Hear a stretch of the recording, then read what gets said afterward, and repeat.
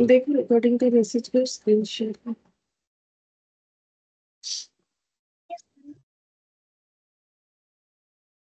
देखो last class में हम लोगों ने पीआरएस कंप्लीट किया था। आज हम लोग दूसरा टॉपिक ले रहे हैं, ठीक है। तो फाइनल अकाउंट्स पढ़ेंगे, बट फाइनल अकाउंट्स हमारे दो पार्ट में पढ़ना है यहाँ। एक है final accounts for manufacturing entity, एक है हमारा final accounts for non manufacturing. तो आज हम लोग final accounts for manufacturing entity पढ़ेंगे।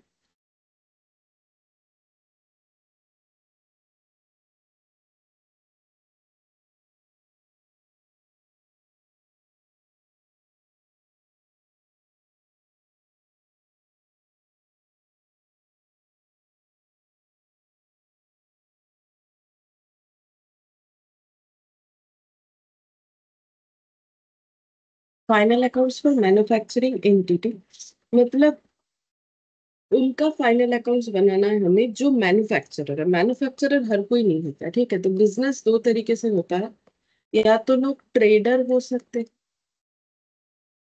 या तो लोग मैन्युफैक्चरर हो सकते हैं।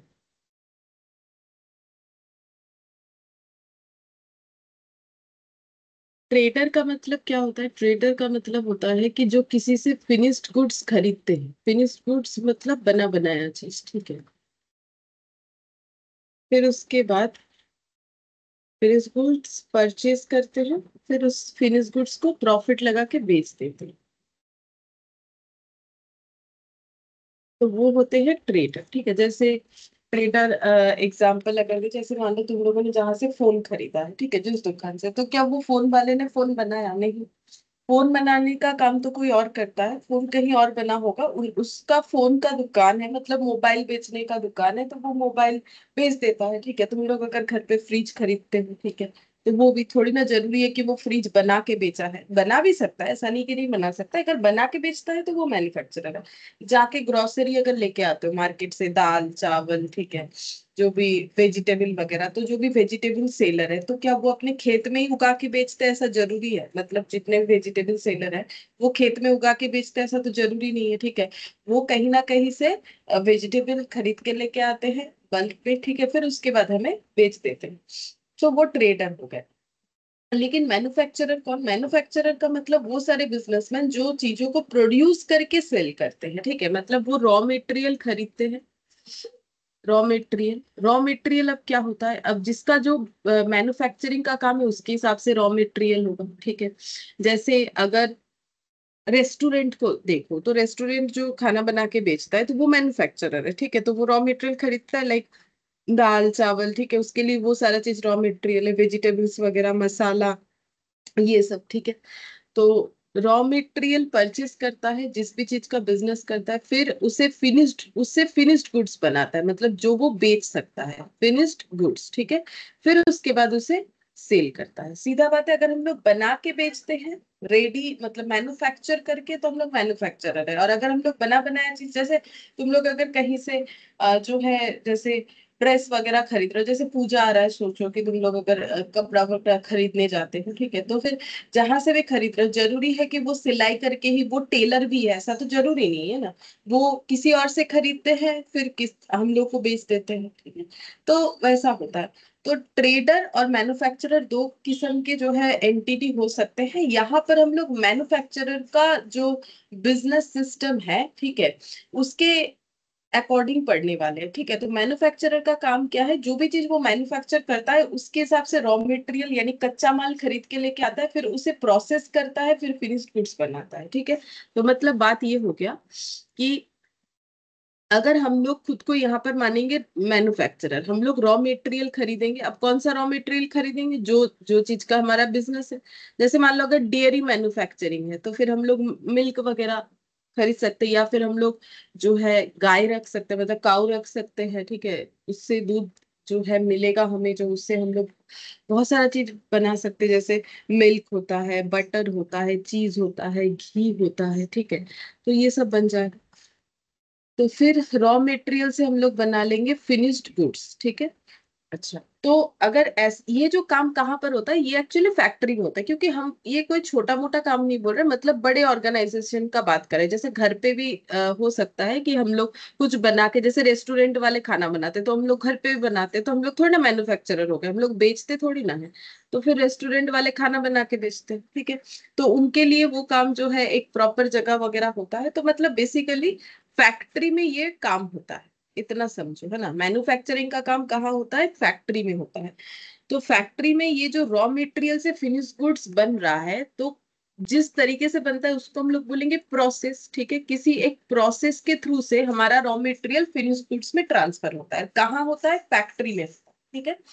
अब ये जो रॉ मटेरियल से फिनिश गुड्स में ट्रांसफर होने तक का जो पूरा सफर है, ठीक है, इसको हमें एक अकाउंट में दिखाना है, जिसको हम लोग बोलेंगे मैन्युफैक्चरिंग अकाउंट। मैन्युफैक्चरिंग अकाउंट, ठीक है। इस चीज को हम लोग मैन्युफैक्चरिंग अकाउंट में दिखाएंगे। वही हमें इस चैप्टर में पढ़ना है, ठीक है। तो मैन्युफैक्चरिंग अकाउंट जब रेडी हो जाएगा, ठीक है, वहां क्या क्या लिखेंगे हम बता देंगे। तब वहां वहां से हमें मिलेगा क्या, मतलब वो अकाउंट बना के हमें मिलेगा क्या, तो वो अकाउंट बना के हमें मिलेगा कॉस्ट ऑफ गुड्स मैन्युफैक्चर्ड, ठीक है। कॉस्ट ऑफ गुड्स मैन्युफैक्चर्ड,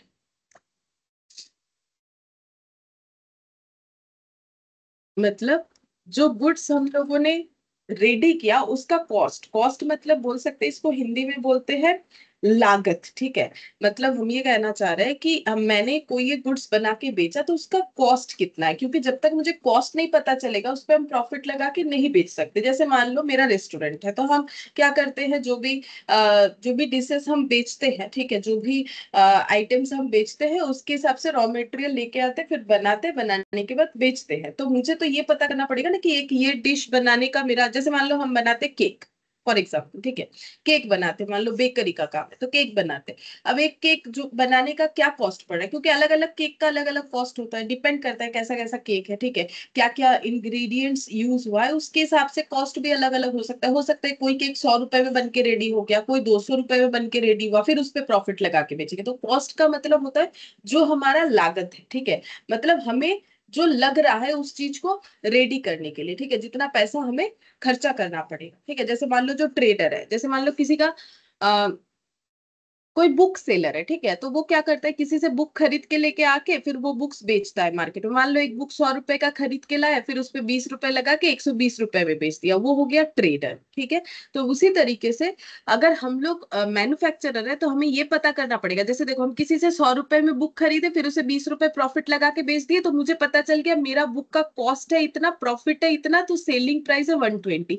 ये आसान होता है, क्योंकि कॉस्ट तो दूसरा कोई डिसाइड कर ही देता है ना, क्योंकि हम जिससे खरीदते हैं वो मेरा कॉस्ट होता है, तो मुझे बहुत आसानी से पता चल जाता है, अच्छा ये कॉस्ट इतना है। लेकिन जब हम खुद बना के बेचते हैं, चाहे कोई भी चीज हम बना के उठे, तो कॉस्ट पता करना थोड़ा मुश्किल होता है, बट कर लेते, मतलब उतना आसान नहीं होता, हमें कैलकुलेट करना पड़ता है। अच्छा, ये केक बनाने में मैंने इतने रुपए का जो है मैदा यूज किया, या फिर ये चीनी यूज किया, या फिर ये जो भी मिल्क पाउडर वगैरह, ये क्रीम वगैरह, ये इतने इतने रुपए का लगा, ये इतने रुपए का ओवन का खर्चा हुआ, इलेक्ट्रिसिटी अगर जो है इलेक्ट्रिक ओवन में करे, जो भी है, तो उस तरीके से हमें डिसाइड करना पड़ता है। तो वो जो खर्चा हम लोग कैलकुलेट करते हैं उसे बोलते हैं कॉस्ट। अब वो खर्चा जैसे ही हमें पता चल जाता है, फिर उस हम लोग उस पर प्रॉफिट लगा के बेच सकते हैं, ठीक है।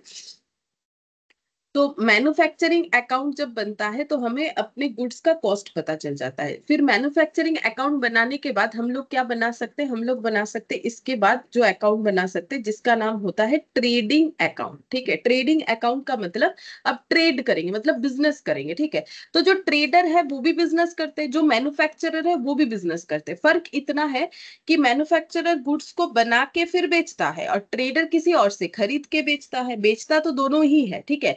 तो बेचने से क्या प्रॉफिट आया वो हम लोग कहाँ दिखाते हैं, ट्रेडिंग अकाउंट में। तो ट्रेडिंग अकाउंट बनाने से हमें क्या मिलता है, ट्रेडिंग अकाउंट रेडी होने से हमें मिलता है ग्रॉस प्रॉफिट, ठीक है। मतलब जैसे मैंने बोला कि 100 रुपए का चीज मैंने 120 में बेच दिया, तो वो चीज हम ट्रेडिंग में दिखाएंगे कि 100 का चीज 120 में बेचा, तो मेरा 20 रुपए का जो प्रॉफिट आया उसको बोलते हैं ग्रॉस प्रॉफिट। प्रोडक्ट को बेच के जो प्रॉफिट आता है उसे हम लोग बोलते हैं ग्रॉस प्रॉफिट, ठीक है।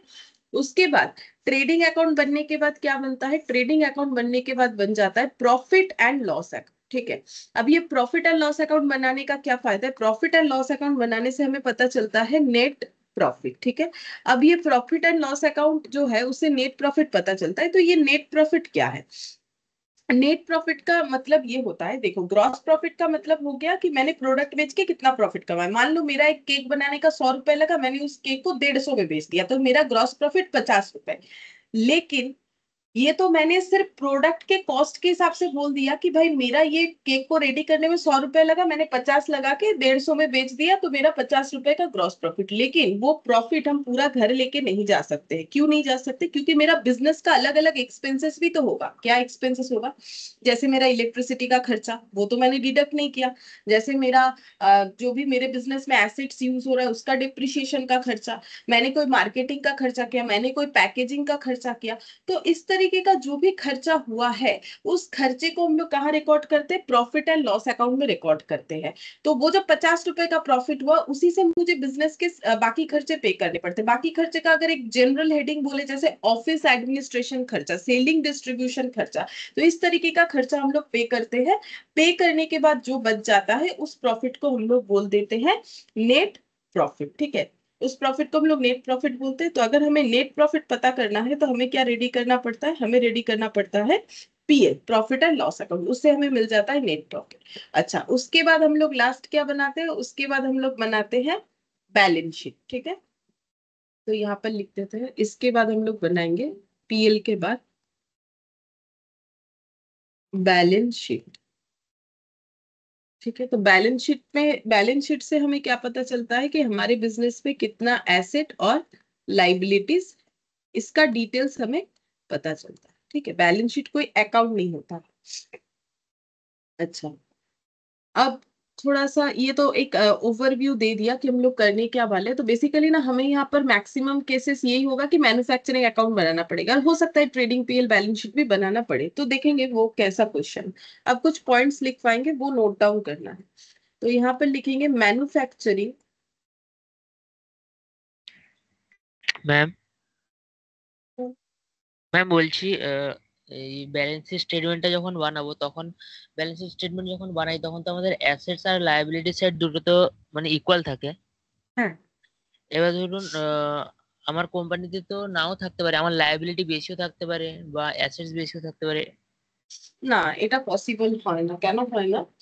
লাইবিলিটি বেশি থাকলেও অ্যাসেট বেশি থাকলেও এটা এই জন্যই হয় না। দেখো, যেমন ধরো তুমি লোন নিলে, তাহলে লোন নিলে তোমার কি কি ক্রিয়েট হয় বলো তো? মানে লোন লোন নিয়ে নিলে, আমার, হ্যাঁ বলো। হ্যাঁ আমার ক্রেডিটার, আমার লাইবিলিটি ক্রিয়েট হয়, লোনটা আমার হ্যাঁ লাইবিলিটি, কিন্তু আমি যে হ্যাঁ টাকাটা পাই সেটা আমার কি? অ্যাসেটস। তাহলে তুমি যখন ব্যালেন্স শিটে লোনটাও লিখছো লাইবিলিটিটাও লিখছো, দুদিকে কত কত লিখবে? সমান লিখবে কি লিখবে না? হ্যাঁ সমান লিখবো।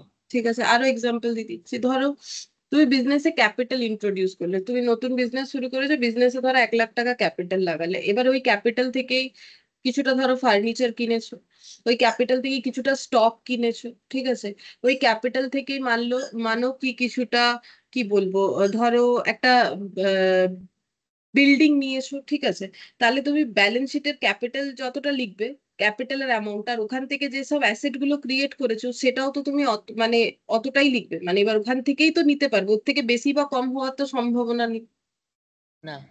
হবে না। ঠিক আছে, সেরকম। তো আমাদের অ্যাসেট আর লাইবিলিটিসটা অলওয়েজ না ইকুয়ালি হয়ে যায় এই কারণে, কারণ আমার যতটা অ্যাসেট আমার ততটাই লাইবিলিটি জেনারেট হবে, আমার তার থেকে বেশি কম হতে পারে না। কারণ asset, asset equal to liability হি হবে, অ্যাসেটের থেকে বেশি আমার কাছে লাইবিলিটি, এটা আমার কাছে পসিবল নয়। মানে তাহলে ব্যাপারটা এরকম হয়ে যাবে, একটা ছোট্ট এক্সাম্পল দিই। যদি যে আমি লোন, যদি আমি 1 লাখ টাকা নিয়েছি তাহলে আমার কাছে 1 লাখ টাকাই আসবে, আমার কি তার থেকে বেশি টাকা আমার কাছে আসতে পারে না। আর অপোজিটলি যদি বলি আমি লোনের থ্রুতে 1 লাখ টাকা জেনারেট করেছি, তাহলে আমার লাইবিলিটিও 1 লাখই হবে, তার থেকে বেশি হতে পারে। বুঝতে পারলি? হ্যাঁ সেই জন্য আমার অ্যাসেট লাইবিলিটি অলওয়েজ ইকুয়াল হয়। তুমি যে কোনো পয়েন্ট তুলে চেক করে দেখতে পারো যে তোমার অ্যাসেট আর লাইবিলিটি অলওয়েজ ইকুয়াল। মানে কারণ আমার লাইবিলিটি এলেই অ্যাসেট আসে, অ্যাসেট এলেই লাইবিলিটি আসে, আলাদা আলাদা হয় না। যেরকম লোন নিলাম তো আমার লাইবিলিটি হইলো, অ্যাসেট হইলো। ঠিক ওরকম ক্যাপিটাল, আমার লাইবিলিটি, এবার ক্যাপিটাল থেকে আমি বিজনেসের রিকোয়ার্ড জিনিসগুলো নিলাম, তাহলে আমার অ্যাসেট ক্রিয়েট হলো। হ্যাঁ ম্যাম। বুঝতে পারলে, সেই জন্য আমার কম বেশি হয় না। ঠিক আছে। which manufactured or produced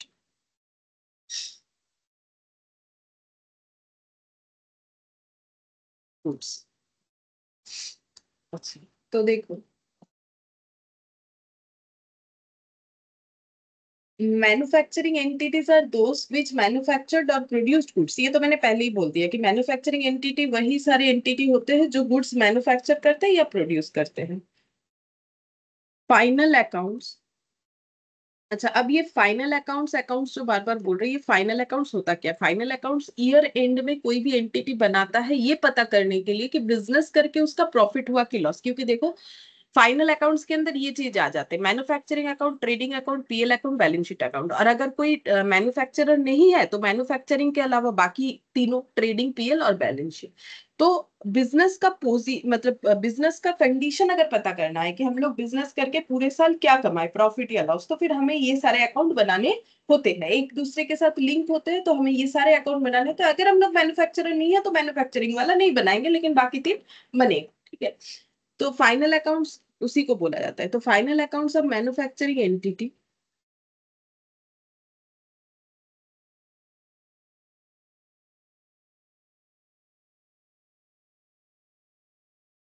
composed of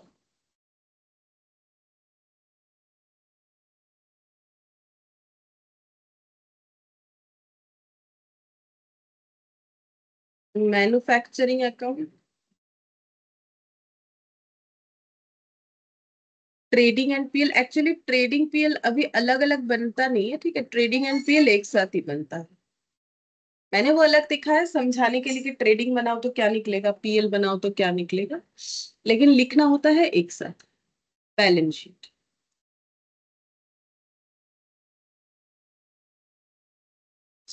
अब मैन्युफैक्चरिंग अकाउंट में क्या क्या लिखा जाता है, चलो लिखते हैं यहाँ पर, एक फॉर्मेट बनाते हैं manufacturing account.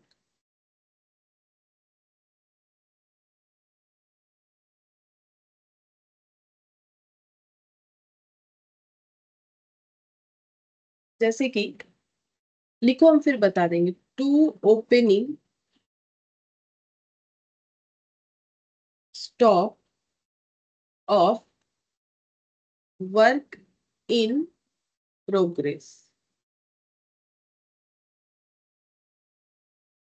To direct raw material consumed, to direct wages, to indirect manufacturing expenses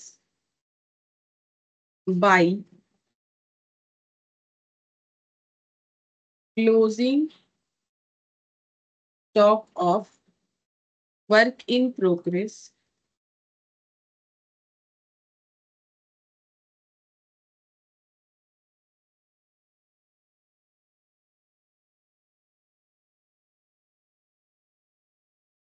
by sale of byproduct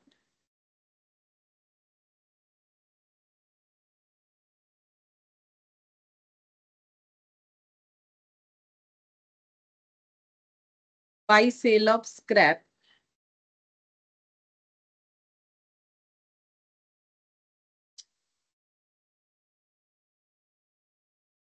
by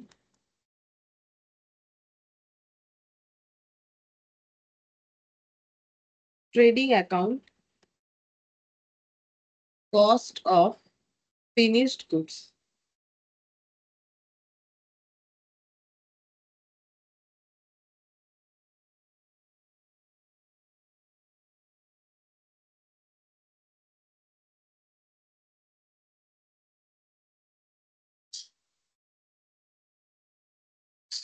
समझा देते हैं क्या क्या लिखा है। देखो,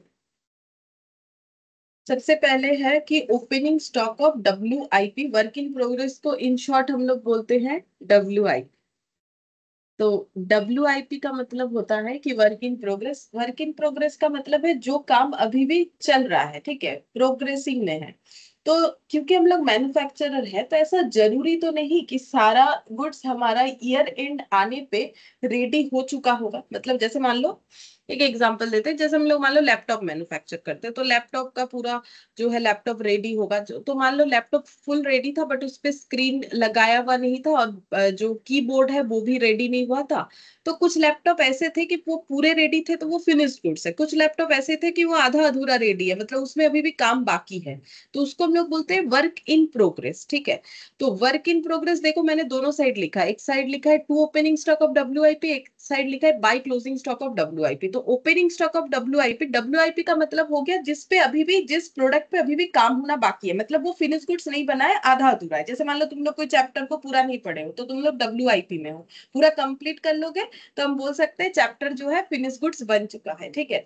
तो ओपनिंग स्टॉक ऑफ WIP, ये to opening stock of WIP इधर क्यों लिखा है? क्योंकि देखो जो WIP में है उसे हमें रेडी करना पड़ेगा। जैसे तुम लोग कोई चैप्टर आधा अधूरा रेडी किए हो, तो उसको पूरा रेडी करना पड़ेगा। अगर एग्जाम देना है तो पूरा रेडी करना पड़ेगा। वैसे ही अगर मुझे लैपटॉप बेचना है, तो मेरे लैपटॉप को फुल्ली रेडी करना पड़ेगा, जो कि मार्केटेबल होगा, जो लोग खरीदेंगे। अब लैपटॉप में कीबोर्ड ही नहीं लगा हुआ है, तो कोई क्यों लेगा? नहीं लेगा ना। तो मुझे उसे फिनिश गुड्स में रेडी करना पड़ेगा। तो प्रीवियस ईयर का ऐसा कोई स्टॉक जो मतलब आधा अधूरा बना हुआ है, तो वो इस बार हमें रेडी करना पड़ेगा। तो इस बार रेडी करने का मतलब है इस बार उस पर खर्चा करना पड़ेगा, ठीक है। जैसे कीबोर्ड खरीदेंगे, फिर जिनको आता है उन एक्सपर्ट से उसको लगवाएंगे, ठीक है, फिर रेडी करेंगे, पैकेजिंग करेंगे, फिर बिकेगा।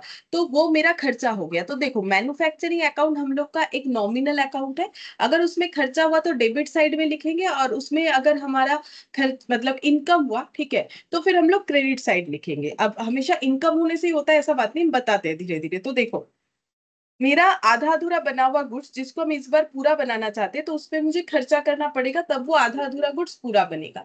तो मैन्युफैक्चरिंग अकाउंट में खर्चा होगा, तो manufacturing account debit to opening stock of WIP, ठीक है।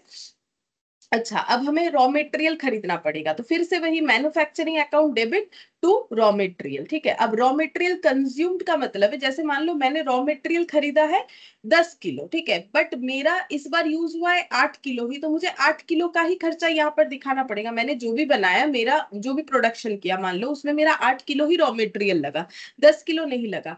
तो फिर मुझे तो क्या करना है, जो गुड्स बना के रेडी करे उस पर कितने कितने खर्चे हुए वो दिखाना है, ठीक है। तो मुझे क्या करना पड़ेगा, जितना खर्चा है उतना ही यहाँ पर दिखाना पड़ेगा। जैसे मान लो एक सिंपल एग्जांपल देते हैं, अगर कोई बोलेगा कि आज जो घर पे खाना खाए हो उस पे कितना खर्चा हुआ, ठीक है। तो मान लो जो है आज मान लो बना है आलू का सब्जी, एग्जाम्पल, ठीक है। तो अब मान लो घर पे 1 किलो आलू था, ठीक है। अब कैसे करके पता करोगे कि कितने रुपए का जो है आलू खाया? तो फिर देखना पड़ेगा 1 किलो आलू में से कितना आलू यूज किया, उतना खर्चा निकालना पड़ेगा, ठीक है। तो वैसे ही मतलब कितना आलू कंज्यूम किया, तो वैसे ही हो गया रॉ मटेरियल कंज्यूम। तो रॉ मटेरियल कंज्यूम जितना करेंगे उतना ही लिखेंगे। ऐसा नहीं कि जितना किलो खरीद के लेके आ गए पूरा लिख देंगे, वो तो खरीदा है जरूर, खर्चा हुआ है, बट जितना यूज करेंगे उतना लिखेंगे। क्योंकि मुझे इस पीरियड में जो गुड्स बने हैं उसका खर्चा निकालना है, इसीलिए रॉ मटेरियल कंज्यूम लिखना होता है, ठीक है। और वेजेस, वेजेस का मतलब देखो, जो भी हम लोग मैन्युफैक्चर करेंगे उसके लिए हमें जो है टेक्नीशियन चाहिए होगा, मतलब जिसको वो काम आता है। तो हमें जैसे मान लो अगर हम लोग कपड़ा बना मैन्युफैक्चर करते हैं, तो हमें टेलर को हायर करना पड़ेगा, मतलब जो भी काम करते हैं। अगर हम लोग फर्नीचर बना के बेचते हैं, तो हमें कारपेंटर को बुलाना पड़ेगा। तो वेजेस, ठीक है, तो उनको उनका वेजेस देना पड़ेगा। तो डायरेक्ट वेजेस, अब ये डायरेक्ट का मतलब भी बताते हैं, पहले देख लो वेजेस, ठीक है। अच्छा, और एक चीज नहीं लिखा, टू डायरेक्ट एक्सपेंस होगा, वो रह गया मेरे से, टू डायरेक्ट एक्सपेंस। और कोई डायरेक्ट एक्सपेंस, ठीक है, वो मतलब ये सब क्या लिखा है मैंने, ये सब लिखा है गुड्स को बनाने का खर्चा, ये प्रीवियसली गुड्स आधा अधूरा था उसको बाकी रेडी करने का खर्चा, और ये इनडायरेक्ट मैन्युफैक्चरिंग एक्सपेंसेस। तो आगे का 3 जो है वो डायरेक्ट खर्चे है, और ये नीचे इनडायरेक्ट खर्चा लिखा है। तो डायरेक्ट खर्चा और इनडायरेक्ट खर्चे में फर्क क्या है? तो देखो, डायरेक्ट एक्सपेंसेस का मतलब वो सारे एक्सपेंसेस जो हम लोग 1 यूनिट फिनिश्ड गुड्स में इजीली आइडेंटिफाई कर सकते हैं, ठीक है। इसके बारे में बहुत ज्यादा तुम लोग को जरूरत नहीं है, जब तुम लोग इंटर में जाओगे कॉस्टिंग पढ़ोगे तब जरूरत होगा, अभी जस्ट सुन के रखो। हम एक एग्जांपल देंगे, समझ जाओगे, ठीक है। जैसे मान लो कि फर्नीचर मैन्युफैक्चर हो रहा है, ठीक है। तो मान लो हम लोग बनाते हैं चेयर टेबल, ठीक है, ये सब बनाते हैं।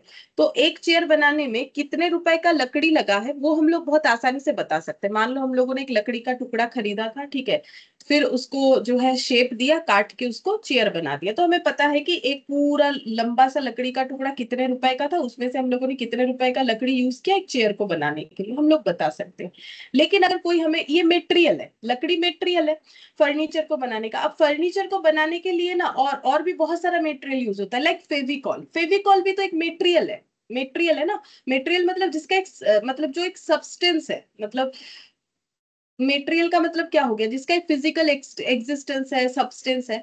अब चेयर देख के ये नहीं बता सकते हो कि मान लो एक 10 किलो का फेविकॉल का डिब्बा लाए कि भाई फर्नीचर जोड़ने में तो बहुत काम आता है, फेविकॉल तो यूज होता है, ये फर्नीचर का काम होता है। तो अब जहां जहां यूज होगा वो कारपेंटर यूज करेगा। अब कारपेंटर को पूछेंगे ना कि इस चेयर में कितने रुपए का फेविकॉल यूज किया, वो नहीं बता सकता है, क्योंकि उतना आसान नहीं है बताना। वो पूरे डब्बे से जितना उसको जरूरत था यूज किया, आप कैसे बता दे, बताना पड़ेगा। देखो हमें पता करना पड़ेगा कि कितने रुपए का फेविकॉल यूज हुआ, वो हम लोग एस्टिमेटेड वे में निकालते हैं, वो उसको बोलते हैं ओवरहेड, ठीक है। वो ओवरहेड चैप्टर में कॉस्टिंग में पढ़ाया जाता है, इंटर में।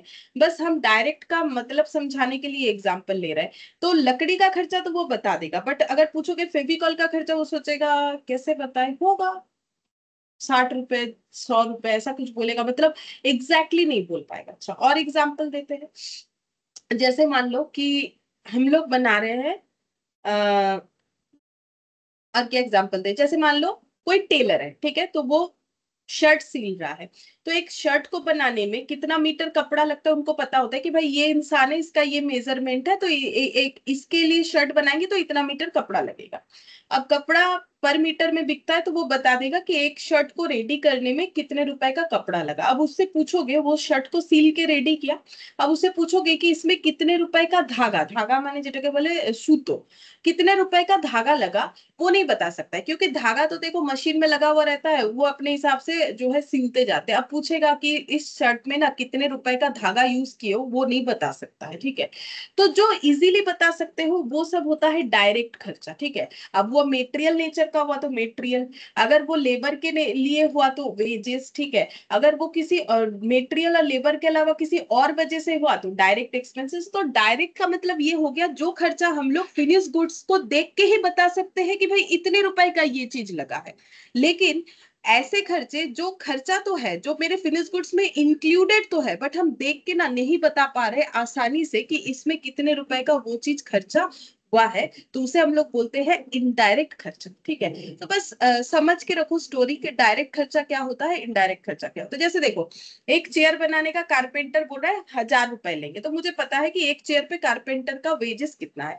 अब मान लो मेरे फैक्ट्री में जहां पर काम हो रहा है फर्नीचर बनाने का, तो वहां मैंने जो है साफ सफाई करने के लिए एक जो है क्लीनिंग करने के लिए लोगों को भी रखा है कि भाई जब पूरा काम हो जाए तो ये पूरा क्लीन कर दो, झाड़ू वाड़ू लगा के साफ कर दो, इतने सारे गंदगी फैले हुए रहते हैं, तो ये पूरा साफ कर दो। तो मैंने एक पर्सन को रखा है, तो उनको सैलरी भी देते हैं, ठीक है। अब उनका खर्चा भी तो मुझे प्रोडक्ट बेच के ही निकालना है। हम जो चेयर बना के बेचते हैं, तो मुझे तो उनका खर्चा भी उस प्रोडक्ट को बना के ही बेचना है। मतलब जो चेयर बेचेंगे उसमें मुझे क्या क्या खर्चा ऐड करना है। कारपेंटर बोल रहा है हम 1000 रुपए लेंगे, तो मेरे चेयर में 1000 रुपए तो मुझे दिख ही रहा है कि ऐड करना पड़ेगा। एक सेकंड। अच्छा, फिर उसके बाद जैसे मटेरियल का खर्चा हुआ, ठीक है, लकड़ी का, वो भी ऐड कर लेंगे। लेकिन ऐसे भी कुछ खर्चे हैं, जैसे मैंने बोला ना आसानी से ऐड नहीं, जैसे टेलर थोड़ी ना मेरे से धागा का पैसा नहीं लेगा, वो आइडेंटिफाई नहीं कर पा रहा है तो नहीं लेगा, लेगा वो एस्टिमेट करके लेगा कि हाँ ये सब जोड़ जाड़ के इतना।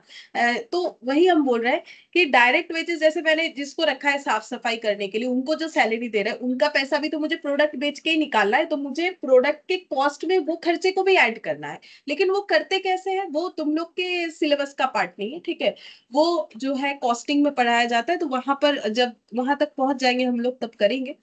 तो डायरेक्ट वेजेस का मतलब हो गया कि वो सारे वेजेस जो हम लोग फिनिश गुड्स को देके आइडेंटिफाई कर सकते हैं, बट इनडायरेक्ट वेजेस ऐसे भी लोग काम कर, जैसे मान लो अकाउंटेंट काम कर रहे हैं, ठीक है, तो अकाउंटेंट को भी तो सैलरी दे रहे हैं, तो उनका सैलरी का खर्चा भी तो मुझे चेयर बेच के ही निकालना है, थोड़ी ना घर से लेके आना है, तो फिर चेयर के कॉस्ट में उनका खर्चा भी ऐड करना है।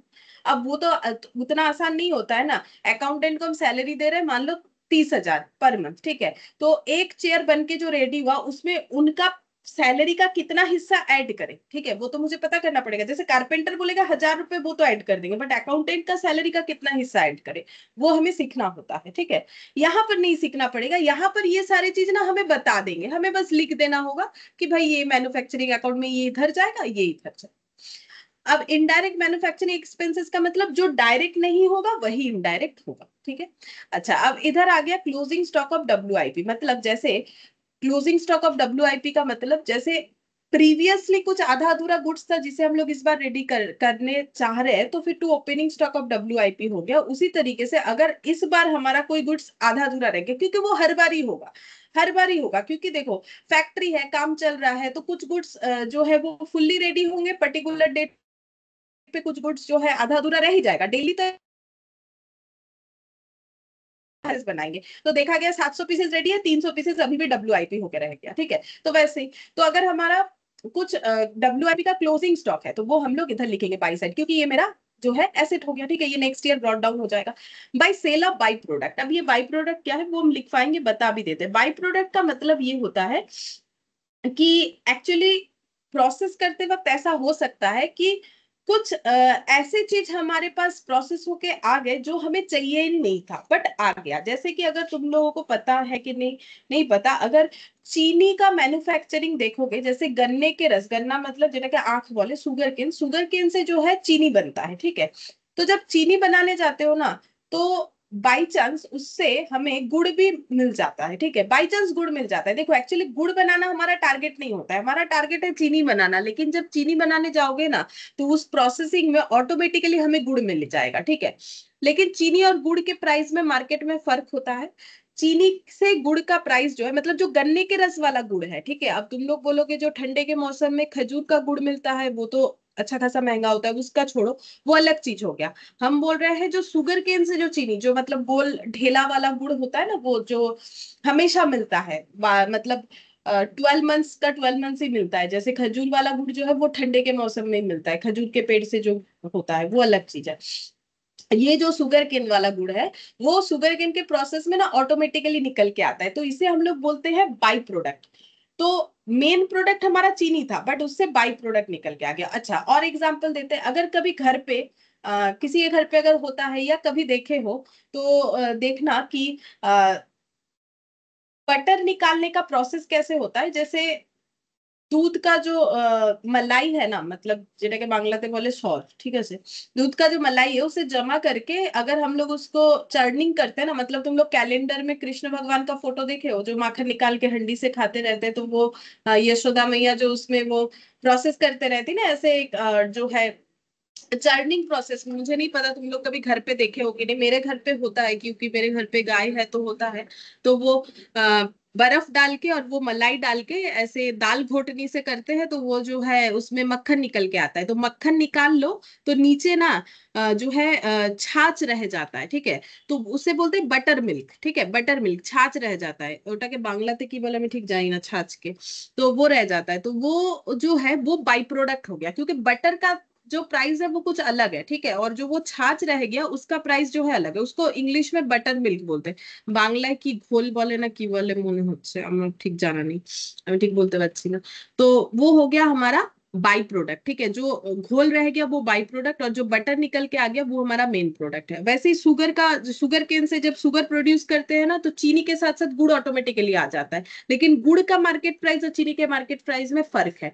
तो जिसका मार्केट प्राइस लो होता है उसे हम लोग बोलते हैं बाई प्रोडक्ट, ठीक है। तो अब कोई प्रोसेसिंग में हमें कोई बाई प्रोडक्ट मिल गया, तो अब देखो मुझे तो चीनी चाहिए था, मुझे गुड़ भी मिल गया, अब गुड़ मार्केट में बिकता है तो हम बेच देंगे, तो वो बेच के मेरे पास जो पैसा आएगा तो हम बोलेंगे मेरे चीनी बनाने का मान लो जो खर्चा था, मान लो मेरा चीनी बनाने का खर्चा पड़ा 1 लाख, और गुड़ जो मुझे चाहिए नहीं था, बाई चांस प्रोसेसिंग में निकल के आ गया, वो बेच के मुझे 2,000 रुपए मिल गए, तो हम बोलेंगे मेरे चीनी बनाने का जो खर्चा है उसको हम कम कर लेंगे, 1 लाख से 2,000 रुपए कम करके ये बोल देंगे कि मेरे चीनी बनाने का खर्चा कम हो गया। बाई प्रोडक्ट बेच के हम लोग अपने प्रोसेसिंग कॉस्ट को कम कर सकते हैं अगर वो मार्केट में सेलेबल है तो, ठीक है। फिर जैसे सेल ऑफ स्क्रैप, स्क्रैप का मतलब है जैसे फैक्ट्री में जो स्क्रैप निकल के आया, तो जो प्रोसेसिंग हम लोग करें उससे स्क्रैप निकल के आया, तो वो स्क्रैप को हम लोग बेच सकते हैं। जैसे मान लो हमारा फर्नीचर मैन्युफैक्चरिंग कंपनी है, तो जब लकड़ी का काम होता है तो लकड़ी का छिलका, तो जो उसका बहुत सारा चीज निकलता है, कटा हुआ कटा फुटा लकड़ी जो कि शेप में नहीं है, जरूरत नहीं, कोई ना कोई खरीद लेता होगा स्क्रैप वाले, तो स्क्रैप बेच सकते हैं। स्क्रैप बेच के जो पैसा आएगा उससे हमारा फर्नीचर बनाने की कॉस्ट को हम लोग कम कर सकते हैं, ठीक है। जैसे कि मान लो घर पे न्यूज़पेपर लेते हो, एक एग्जांपल देते हैं, न्यूज़पेपर पूरा जमा कर लिया, ठीक है। जमा करने के बाद न्यूज़पेपर को बेच दोगे, ठीक है, स्क्रैप वाले को बुला के बेच दोगे। अब मान लो न्यूज़पेपर का पूरे मंथ का खर्चा आया 300 रुपए, एग्जाम्पल देते हैं, न्यूज़पेपर बेच के मिल गया मान लो 100 रुपए, तो अब न्यूज़पेपर वाले को कितना देना पड़ेगा, पेमेंट 200 रुपए देना पड़ेगा। क्यों? क्योंकि 100 रुपए तो मैंने स्क्रैप बेच के ही निकाल लिया न्यूज़पेपर, तो न्यूज़पेपर का बिल आया था 300 रुपए पूरे मैंने न्यूज़पेपर पढ़ने का, बट पुराने न्यूज़पेपर को बेच के 100 रुपए कमा लिए, तो फिर मुझे न्यूज़पेपर के लिए 200 रुपए ही देना पड़ा, तो मैंने मेरा कॉस्ट कम कर लिया ना।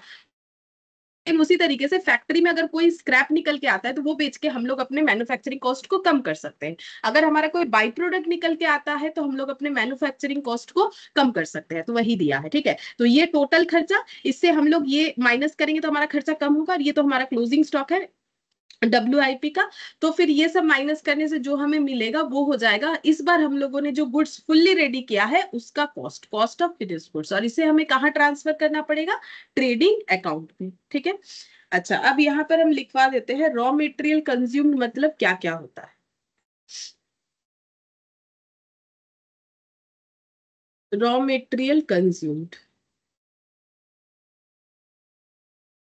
रॉ मेटेरियल कंज्यूम का मतलब होता है opening stock of raw material plus purchase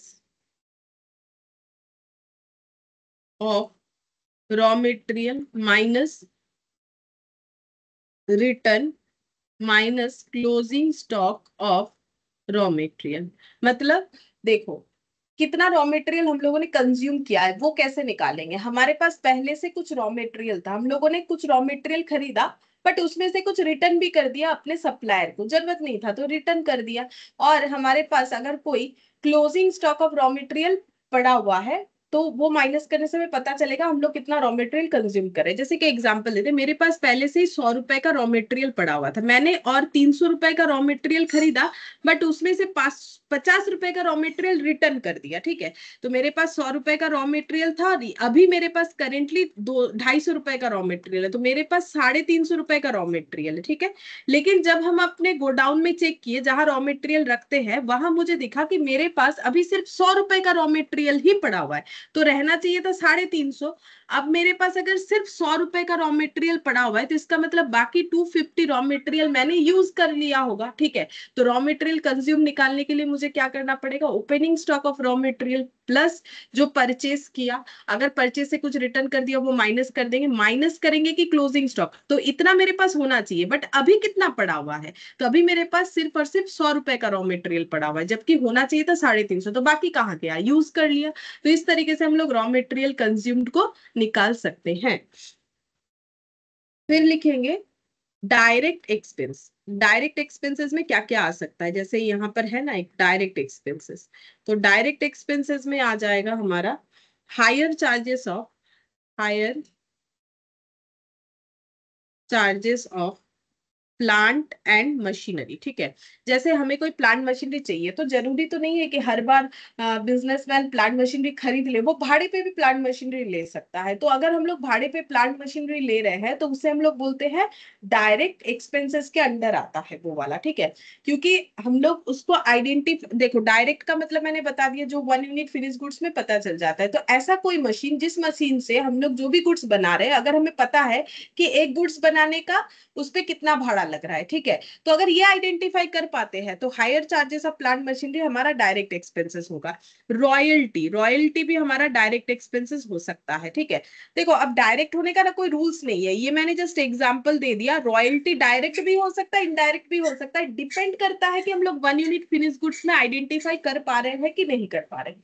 अब ये रॉयल्टी होता क्या है, जैसे किसी के घर पे रेंट पे रहते हो तो उसे रेंट देना पड़ता है, किसी के घर पे भाड़े पे रहते हो तो उसे भाड़ा देना पड़ता है। अब किसी के पास मान लो कोई टेक्नोलॉजी है, वो टेक्नोलॉजी का यूज करना चाहते हैं हम लोग, तो उस टेक्नोलॉजी को भाड़े पे ले लिया, तो उस भाड़े का नाम क्या होता है, रेंट नहीं होता है, रॉयल्टी होता है, ठीक है। कि भाई तुम्हारा टेक्नोलॉजी यूज करके हम ये चीज बनाना चाहते हैं, तो वो क्या मांगेगा हमसे, रॉयल्टी मांगेगा।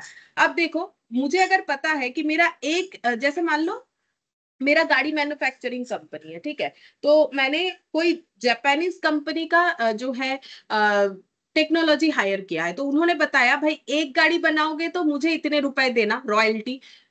पर गाड़ी पे रॉयल्टी बता दिया कि एक गाड़ी बनाने का इतना रॉयल्टी, दूसरा गाड़ी इतना, ठीक है। तो अगर मुझे एक एक गाड़ी पे रॉयल्टी पता है कि एक गाड़ी बनाने पे कितना रॉयल्टी देना पड़ेगा, तो वो रॉयल्टी मेरा डायरेक्ट एक्सपेंसेस हो जाएगा। और अगर नहीं पता होगा तो रॉयल्टी भी मेरा डायरेक्ट एक्सपेंस नहीं भी हो सकता है। ऐसा कोई जरूरी नहीं है कि रॉयल्टी है तो डायरेक्ट एक्सपेंसेस होगा ही। अगर रॉयल्टी मुझे ऐसे अगर बोल दिया वो कंपनी कि मुझे एक साल में इतने रुपए का रॉयल्टी दे देना, तुम जितना मन चाहे गाड़ी बनाओ, मुझे कोई फर्क नहीं पड़ता है, तो फिर वो डायरेक्ट नहीं हुआ, ठीक है। लेकिन अगर जिसने दिया वो बोल दिया कि पर गाड़ी पे मुझे रॉयल्टी देना, तो फिर वो डायरेक्ट हो जाएगा। फिर भी मैंने यहाँ पर एग्जाम्पल इसीलिए दे दिया कि रॉयल्टी मेरा डायरेक्ट एक्सपेंसेस हो सकता है, क्योंकि इस चैप्टर में तुम लोगों को अगर रॉयल्टी मिले, तुम लोग डायरेक्ट एक्सपेंस कंसिडर करना, क्योंकि तुम लोग को इनडायरेक्ट के बारे में उतना कुछ अभी बताया नहीं है, ठीक है। तो रॉयल्टी डायरेक्ट भी हो सकता है, इनडायरेक्ट भी हो सकता है, बट अभी के लिए तुम लोग के लिए ये मैक्सिमम केसेस में तुम लोग को कुछ नहीं बोलेगा, तो डायरेक्ट एजम्पशन करके करना है, ठीक है। फिर थर्ड में लिखेंगे indirect manufacturing expenses. Indirect manufacturing expenses,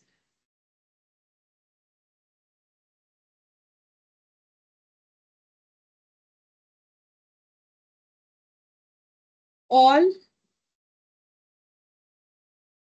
factory expenses और ओवरहेड, ठीक है। ओवरहेड का मतलब ही होता है इनडायरेक्ट खर्चा। अब इनडायरेक्ट खर्चा कौन सा होता है, जो डायरेक्ट नहीं होता है, मतलब जो वन यूनिट फिनिश गुड्स में आइडेंटिफाई नहीं होगा, ठीक है, वही इनडायरेक्ट होगा। अब अगर फैक्ट्री से रिलेटेड इनडायरेक्ट खर्चा है तो वो इनडायरेक्ट मैन्युफैक्चरिंग एक्सपेंसेस। नेक्स्ट लिखेंगे बाई प्रोडक्ट। तो बाई प्रोडक्ट तो मैंने बताया कि हम लोग प्रोसेस कुछ और कर रहे थे, उस तो हमें चाहिए कुछ था और हमें उसके साथ साथ कुछ और भी मिल गया, ठीक है। जो जो मार्केट में सेल हो जाएगा बट मेन प्रोडक्ट से कम प्राइस में सेल होगा, ठीक है, तो वो हम लोग बाई प्रोडक्ट बोल सकते हैं। तो यहाँ पर लिखेंगे it is residual of main product. ये मेन प्रोडक्ट का रेसिड्यू है। जैसे मैंने बोला ना कि अगर कभी देखे हो कि किस तरीके से मक्खन बनता है, तो मेन जो है मक्खन चाहिए, मक्खन जैसे निकाल लोगे नीचे जो है वो बटर मिल्क पड़ा हुआ रहेगा, ठीक है, तो वो रेसिड्यू हो गया, पड़ा हुआ चीज, ठीक है। It's selling price is recorded on the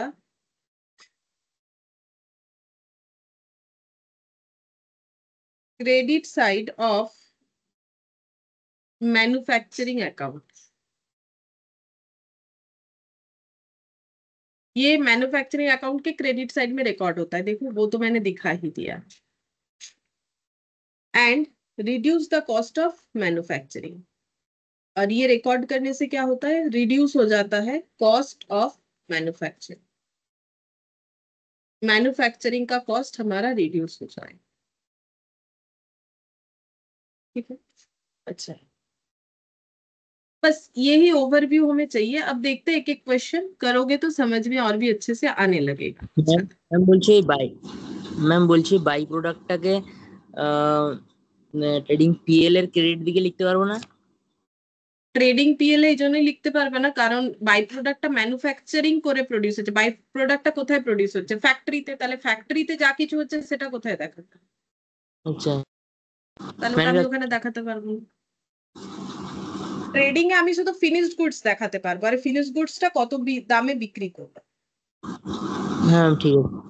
ঠিক আছে। अच्छा, अब यहाँ पर बोला है कि इलास्ट्रेशन वन देखो, यहाँ पर बोला है कि 1 lakh unit were produced in a factory, per unit material cost 10 and per unit labour cost 5। मतलब एक यूनिट बनाने का मेटेरियल का खर्चा, एक यूनिट बनाने का लेबर का खर्चा बता दिया। That apart it was agreed to pay royalty at the rate of 3 per unit to the Japanese collaborator who supply technology. तो देखो, जापान से हम लोगों ने एक टेक्नोलॉजी लिया है। अब इन्होंने बता दिया है कि रॉयल्टी कैसे देना है, एक यूनिट बनाओगे तो 3 रुपए, एक यूनिट बनाओगे तो 3 रुपए, एक यूनिट बनाओगे, मतलब पर यूनिट पे बता दिया है। तो ये डायरेक्ट खर्चा हो गया। मैंने पहले ही बोला ना कि अगर हम लोग 1 यूनिट फिनिश गुड्स में किसी कॉस्ट को आइडेंटिफाई कर पा रहे हैं तो वो मेरा डायरेक्ट खर्चा होगा। तो यहाँ पर रॉयल्टी डायरेक्ट खर्चा हो गया। हमें बोला है कि मैन्युफैक्चरिंग कॉस्ट बताओ, मतलब जो गुड्स हम लोग बना के रेडी कर रहे हैं उस पर मैन्युफैक्चरिंग कॉस्ट कितना आ रहा है। तो हमारा तीन ही कॉस्ट है, एक है मेटेरियल, एक है लेबर और एक है रॉयल्टी। तो तुम लोग को बताना है कि मैन्युफैक्चरिंग कॉस्ट कितना होगा।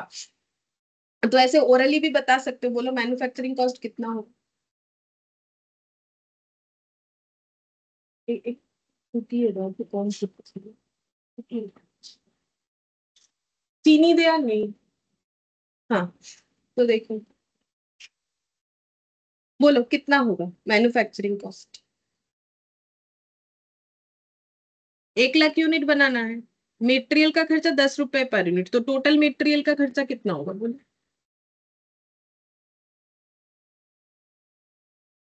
बोलो। ম্যাম 2 লাখ হবে। 2 লাখ? 1 লাখ ইউনিট প্রডিউস করবে, যদি 1 ইউনিটে মেটেরিয়াল লাগে 10 টাকার, তাহলে 1 লাখ ইউনিটে কত লাগবে? 10 লাখ। হ্যাঁ, তাহলে ওটা তো মেটেরিয়াল হলো। এইভাবে বাকি সবগুলো বের করতে হবে।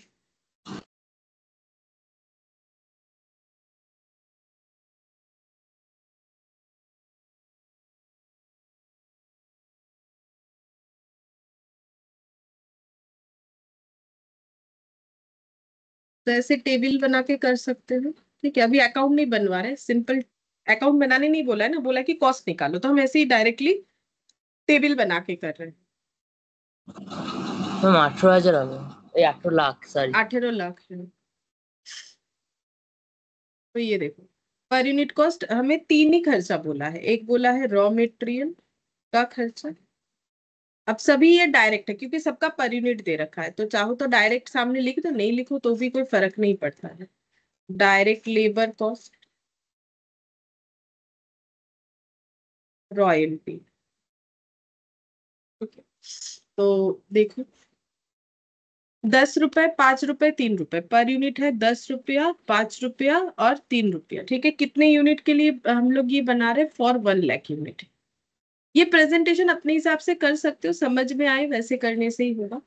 तो देखो, एक यूनिट बनाने का 10 रुपए, तो 1 लाख यूनिट बनाने का 10 लाख।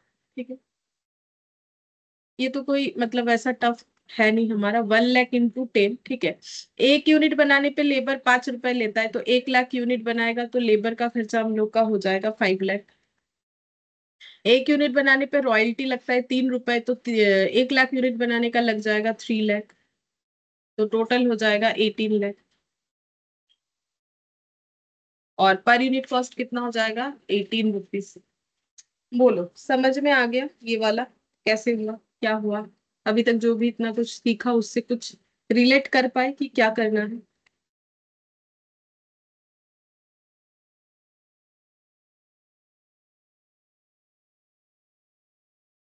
कुछ रिलेट नहीं कर हाँ पाए? मैम। कुछ तो समझ में आया होगा ना, ऐसा थोड़ी है कुछ नहीं समझ में आया।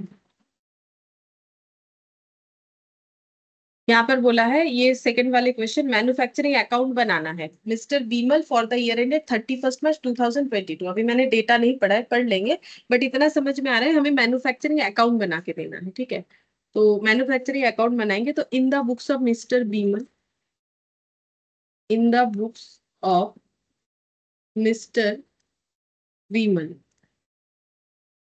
Manufacturing account for the year ended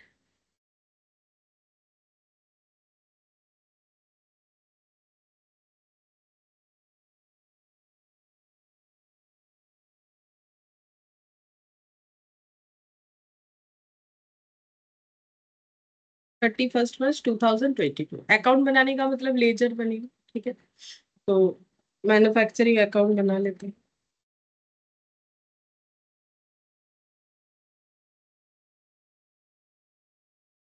उतना डेबिट क्रेडिट नहीं लिखेंगे, चलो पहला है तो लिख देते हैं, तो तुम लोग खुद से लिख लेना, ठीक है, जो फॉर्मेट होगा। अब यहाँ पर देखते हैं कि क्या क्या डिटेल्स है। तो यहाँ अमाउंट अमाउंट का 2 कॉलम बना लेंगे। तो यहाँ पर्टिकुलर्स,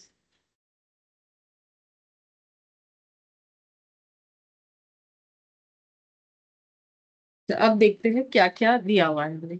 सबसे पहले बोला है मिस्टर बीमल रन्स ए फैक्ट्री, इससे ही पता चल रहा है वो मैन्युफैक्चरर है, विच प्रोड्यूस सोप, तो ये सोप का इनका फैक्ट्री है। Following details were available in respect of his manufacturing activity for the year ended, दिया हुआ है 31 मार्च 2020। तो बोला है opening work in progress 10,000 unit, मतलब हमारे पास 10,000 यूनिट ऐसा है जो प्रीवियस ईयर का है, इसीलिए ओपनिंग बोला है, लेकिन वो आधा अधूरा बना हुआ है, तो इस बार उसे पूरा बनाना पड़ेगा। तो उसे हम लोग कहाँ लिखेंगे, डेबिट साइड पे, क्योंकि ये मेरा आधा अधूरा स्टॉक है, तो स्टॉक एसेट होता है, एसेट डेबिट साइड में जाएगा, तो हम लोग इसको लिखेंगे इधर। तो ये हो जाएगा टू ओपनिंग WIP, ठीक है। तो ये बाहर इधर लिख दिया मैंने 16,000, तो इतने रुपए तक का खर्चा हो, इस पे बाकी और खर्चा करना पड़ेगा। फिर क्लोजिंग, क्लोजिंग जो है उस पे 20,000 रुपए का खर्चा हुआ है। अब क्लोजिंग किधर आएगा, इधर आएगा, क्योंकि देखो क्लोजिंग एसेट इधर आता है। जब भी कोई लेजर सीखते हो, जैसे मान लो कभी फर्नीचर का अगर लेजर किए हो, तो फर्नीचर का ओपनिंग बैलेंस इधर आएगा, क्लोजिंग बैलेंस इधर आएगा। वैसे ही स्टॉक का ओपनिंग किधर आएगा, एसेट, स्टॉक क्यों, फर्नीचर क्यों, एसेट सोचो, एसेट का ओपनिंग डेबिट होता है और एसेट का क्लोजिंग बैलेंस क्रेडिट होता है, तभी तो वो नेक्स्ट ईयर जाके ओपनिंग, मतलब डेबिट साइड में ओपनिंग होगा। तो यहाँ पर आ जाएगा बाई क्लोजिंग WIP, ठीक है। तो यहाँ पर हो जाएगा 20,000। अच्छा, अब नेक्स्ट बोला है opening inventory of raw material. हमारे पास रॉ मटेरियल का ओपनिंग स्टॉक है, इन्वेंट्री का मतलब क्लोजिंग स्टॉक है रॉ मटेरियल का, परचेज भी है रॉ मटेरियल का, बट हमें क्या चाहिए, हमें चाहिए कितना रॉ मटेरियल हम लोगों ने कंज्यूम किया। अब ये बताओ कि अगर मेरे पास पहले से इतने रुपए का रॉ मटेरियल था, मैंने और इतने रुपए का रॉ मटेरियल खरीद लिया, तो मेरे पास टोटल कितने रुपए का रॉ मटेरियल होना चाहिए।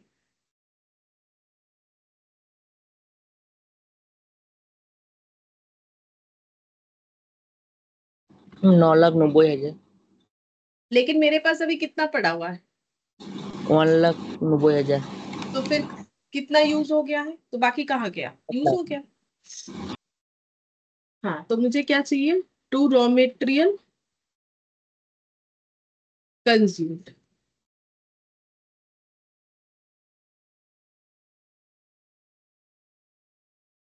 Opening stock of raw material 1,70,000 plus purchase. अच्छा, रिटर्न भी होगा तो वो भी एडजस्ट करना पड़ेगा, बट इस क्वेश्चन में हमारा रिटर्न नहीं है, ठीक है, तो इसीलिए कुछ करने का जरूरत नहीं पड़ेगी, ठीक है। तो यहाँ पर लिख देते हैं add purchase of raw material 8,20,000।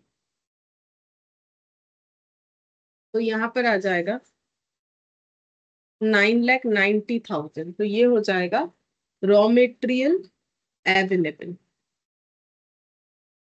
कितना है अवेलेबल फॉर यूज बोल सकते हैं, ठीक है। और अभी कितना पड़ा हुआ है वो भी क्वेश्चन ही बताएगा, हमें कैसे पता, ठीक है। Closing stock of raw material हमें ये बता दिया है कि अभी स्टॉक में पड़ा हुआ है 1,90,000। तो इसका मतलब हम लोगों ने कितना रॉ मटेरियल यूज कर लिया, 8 लाख। बोलो यहां तक समझ में आया कि नहीं, तो उसके आगे का करेंगे, है मैम। ठीक है। अच्छा, फिर बोला है हायर चार्जेस मशीन का, हायर चार्जेस ऑफ फैक्ट्री बोला है, लेकिन फॉर्मेट के हिसाब से अगर देखें तो मटेरियल के बाद वेजेस लिखना बेटर होता है। अगर नहीं भी लिखते तो कोई फर्क नहीं पड़ता है, लेकिन अगर वेजेस लिखोगे तो ज्यादा ठीक रहेगा। तो हम लोग देख लेते हैं कि अगर हमारे पास क्वेश्चन में वेजेस है तो वेजेस लिख के फिर वो वाला लिख देंगे, ठीक है। तो देख लेते हैं, अगर है तो लिखेंगे, नहीं है तो वो हायर चार्जेस लिख देंगे। तो यहाँ पर दिया हुआ है देखो डायरेक्ट वेजेस, तो डायरेक्ट डायरेक्ट सारा पहले लिख लेते हैं ना। टू डायरेक्ट वेजेस, तो डायरेक्ट वेजेस का देखते हैं क्या कितना खर्चा दिया हुआ है। बोल रहा है कि कॉन्ट्रैक्ट किया था वेजेस मतलब डायरेक्ट लेबर से, जो कि 0.80 per unit manufactured and 0.40 per unit of closing WIP। अच्छा, तो मतलब बोल रहा है कि जो डायरेक्ट वेजेस है, फिनिश गुड्स जो बना उस पे 0.80 करके खर्चा लगा हमारा, ठीक है, लेकिन जो आधा अधूरा बना हुआ है उस पे 0.40 करके पर यूनिट का खर्चा हुआ है, क्योंकि देखो वो आधा अधूरा है ना, तो मतलब फ्यूचर में और उस पे 0.40 करके खर्चा लगेगा, मतलब जो लेबर काम किया अगर उसको हम लोग वैल्यूएशन करें तो दिखेगा कि 40 पैसे का काम हुआ है, और जो फिनिश गुड्स बन गया उस पे 80 पैसे का काम हुआ है। तो वेजेस को हमें क्या देना पड़ेगा, देखो 80 पैसा का काम हुआ है तो वो भी देना पड़ेगा। तो वो किसके हिसाब से देंगे, फिनिश्ड गुड्स के हिसाब से। तो फिनिश्ड गुड्स कितने सारे हैं वो बताओ, फिनिश्ड गुड्स कितने सारे हैं कैसे बताओगे। देखो यहाँ दिया पर यूनिट ना। 5 लाख। देखो यहाँ दिया हुआ है ना, यूनिट प्रोड्यूस्ड, तो जितना प्रोड्यूस्ड हुआ है, मतलब जो प्रोड्यूस्ड का मतलब जो बन के रेडी है, प्रोड्यूस्ड का मतलब ही फिनिश गुड्स, ठीक है। तो 5 लाख अगर फिनिश गुड्स है तो एक यूनिट रेडी करने पे अगर 80 पैसा लगता है फिनिश गुड्स का, तो 5 लाख का खर्चा निकालना पड़ेगा। तो बोलो कितना होगा।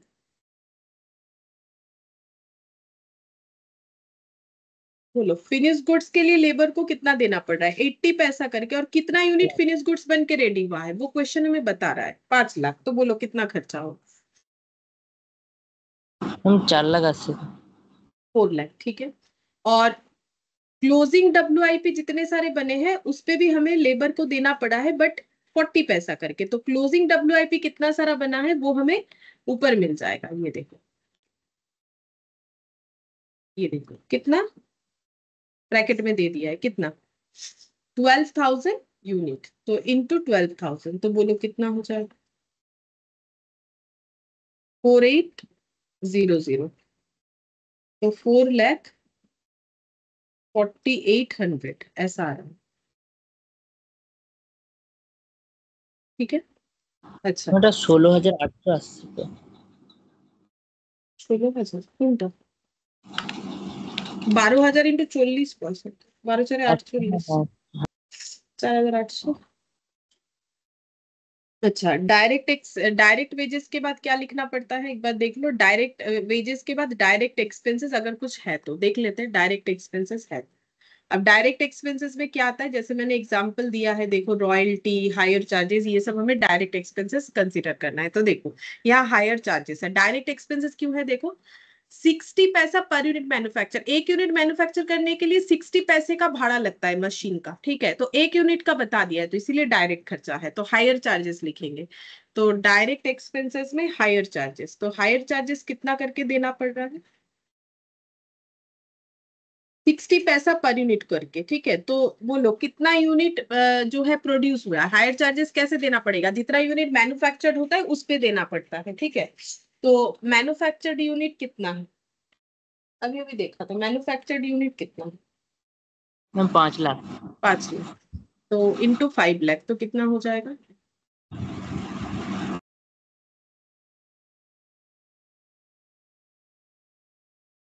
এটা হবে 3 লাখ হবে। 3 लाख हो जाएगा, ठीक है, लिख दिया। अच्छा, डायरेक्ट एक्सपेंसेस के बाद अब इनडायरेक्ट एक्सपेंसेस लिखा जाता है, तो देखते हैं। देखो इनडायरेक्ट एक्सपेंसेस ये है, हायर चार्जेस ऑफ फैक्ट्री, कैसे पता चला, देखो टोटल में दिया हुआ है लेकिन एक यूनिट के लिए कितना पड़ रहा है ये यहाँ पर दिया हुआ ही नहीं है, और कैलकुलेट हमें करना नहीं पड़ता है, हमें कोई बेसिस नहीं देता है जिससे कैलकुलेट करेंगे, वो हायर स्टडी में होता है। तो हायर चार्जेस ऑफ फैक्ट्री दिया हुआ है, देखो टोटल में, पर यूनिट में दिया हुआ नहीं है, मतलब ये इनडायरेक्ट खर्चा है, ठीक है। तो यहाँ पर लिखेंगे टू इनडायरेक्ट एक्सपेंस,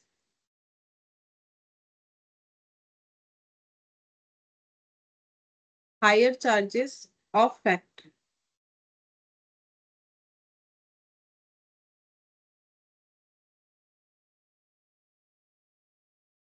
2,20,000 डायरेक्ट लिख देंगे, दिया हुआ था। और कोई खर्चा है तो देख लेते हैं।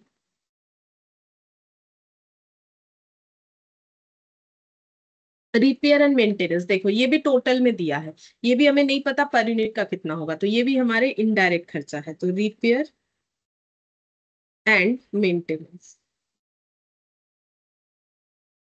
1,80,000, ठीक है। बस और कुछ नहीं दिया है, तो टोटल हम लोग कैलकुलेट करेंगे कि टोटल खर्चा हम लोग का कितना हो रहा है। तो टोटल करो 16,000, 8 लाख, 8,16,000 प्लस 4,00,000, 4,800, मतलब 12,04,800 प्लस 3,16,000 प्लस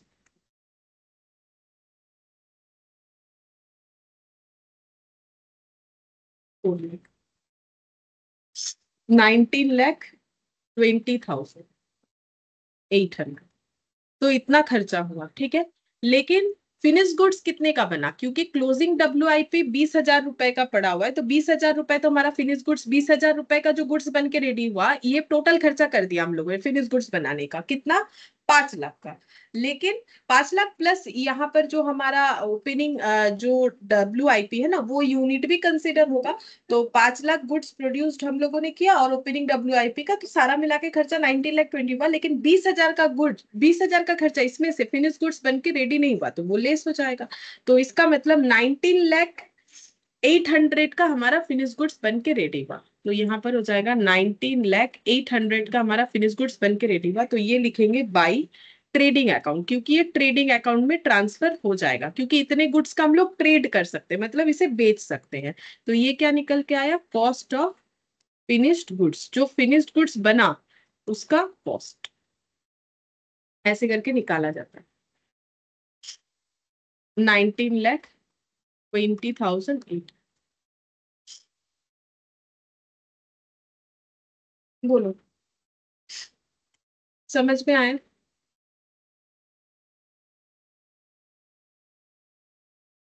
यस मैम। अब इलास्ट्रेशन 3 देखते हैं। इसमें एक ट्रायल बैलेंस दिया हुआ है। अच्छा, ट्रायल बैलेंस क्या होता है? ट्रायल बैलेंस का मतलब होता है जब जर्नल बन जाता है, जर्नल से लेजर बनता है, ठीक है। लेजर जब क्लोज होता है तो बैलेंस आता है। तो लेजर के बैलेंस को लिख के हम लोग ट्रायल बैलेंस बनाते हैं। दो तरीके से ट्रायल बैलेंस बनता है, एक होता है लेजर में आने वाले बैलेंस से बना सकते हैं, एक टोटल को लिख के बना सकते हैं, लेकिन नॉर्मली जो है बैलेंस से ही बनता है। तो ये जो भी दिख रहा है ना, जैसे रॉ मटेरियल 21, WIP 9,500, ये सब उस अकाउंट का बैलेंस है। अब ट्रायल बैलेंस का दो साइड होता है, डेबिट और क्रेडिट। डेबिट साइड में ट्रायल बैलेंस का हम लोग एसेट का बैलेंस या एक्सपेंसेस का बैलेंस लिखते हैं, और क्रेडिट साइड में इनकम और लाइबिलिटी का लिखते हैं। तुम लोग चाहो तो देख सकते हो, जैसे देखो क्रेडिटर हम लोग का क्या होता है, liability, BP liability, sale of scrap income होता है, कमीशन रिसीव इनकम होता है, प्रोविजन फॉर डाउटफुल डेप्ट ये लाइबिलिटी हो गया, कैपिटल लाइबिलिटी हो गया, सेल्स इनकम हो गया, बैंक ओवरड्राफ्ट लाइबिलिटी हो गया। तो जैसे कि मैंने बोला, क्रेडिट साइड हमें लाइबिलिटी और इनकम दिखता है, और अगर डेबिट साइड देखोगे तो हमें एसेट और एक्सपेंसेस दिखेगा।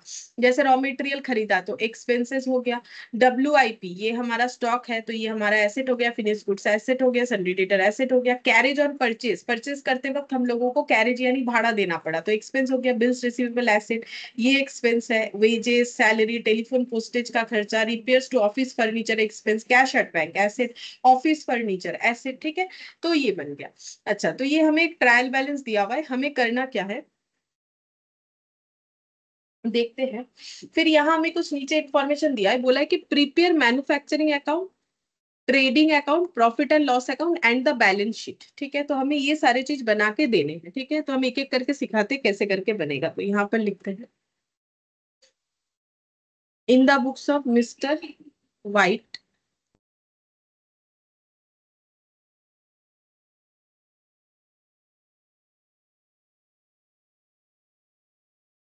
Manufacturing account,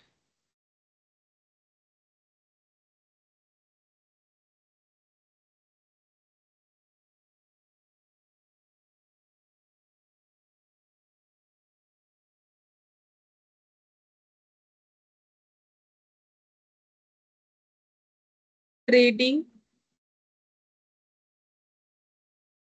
and PL account,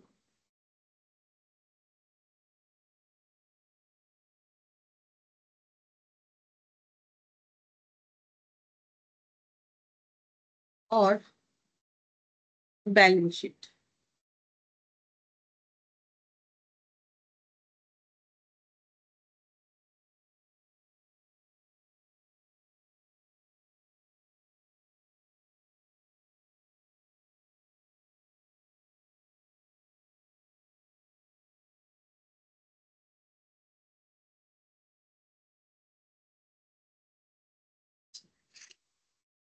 तो देखो कैसे करके करेंगे।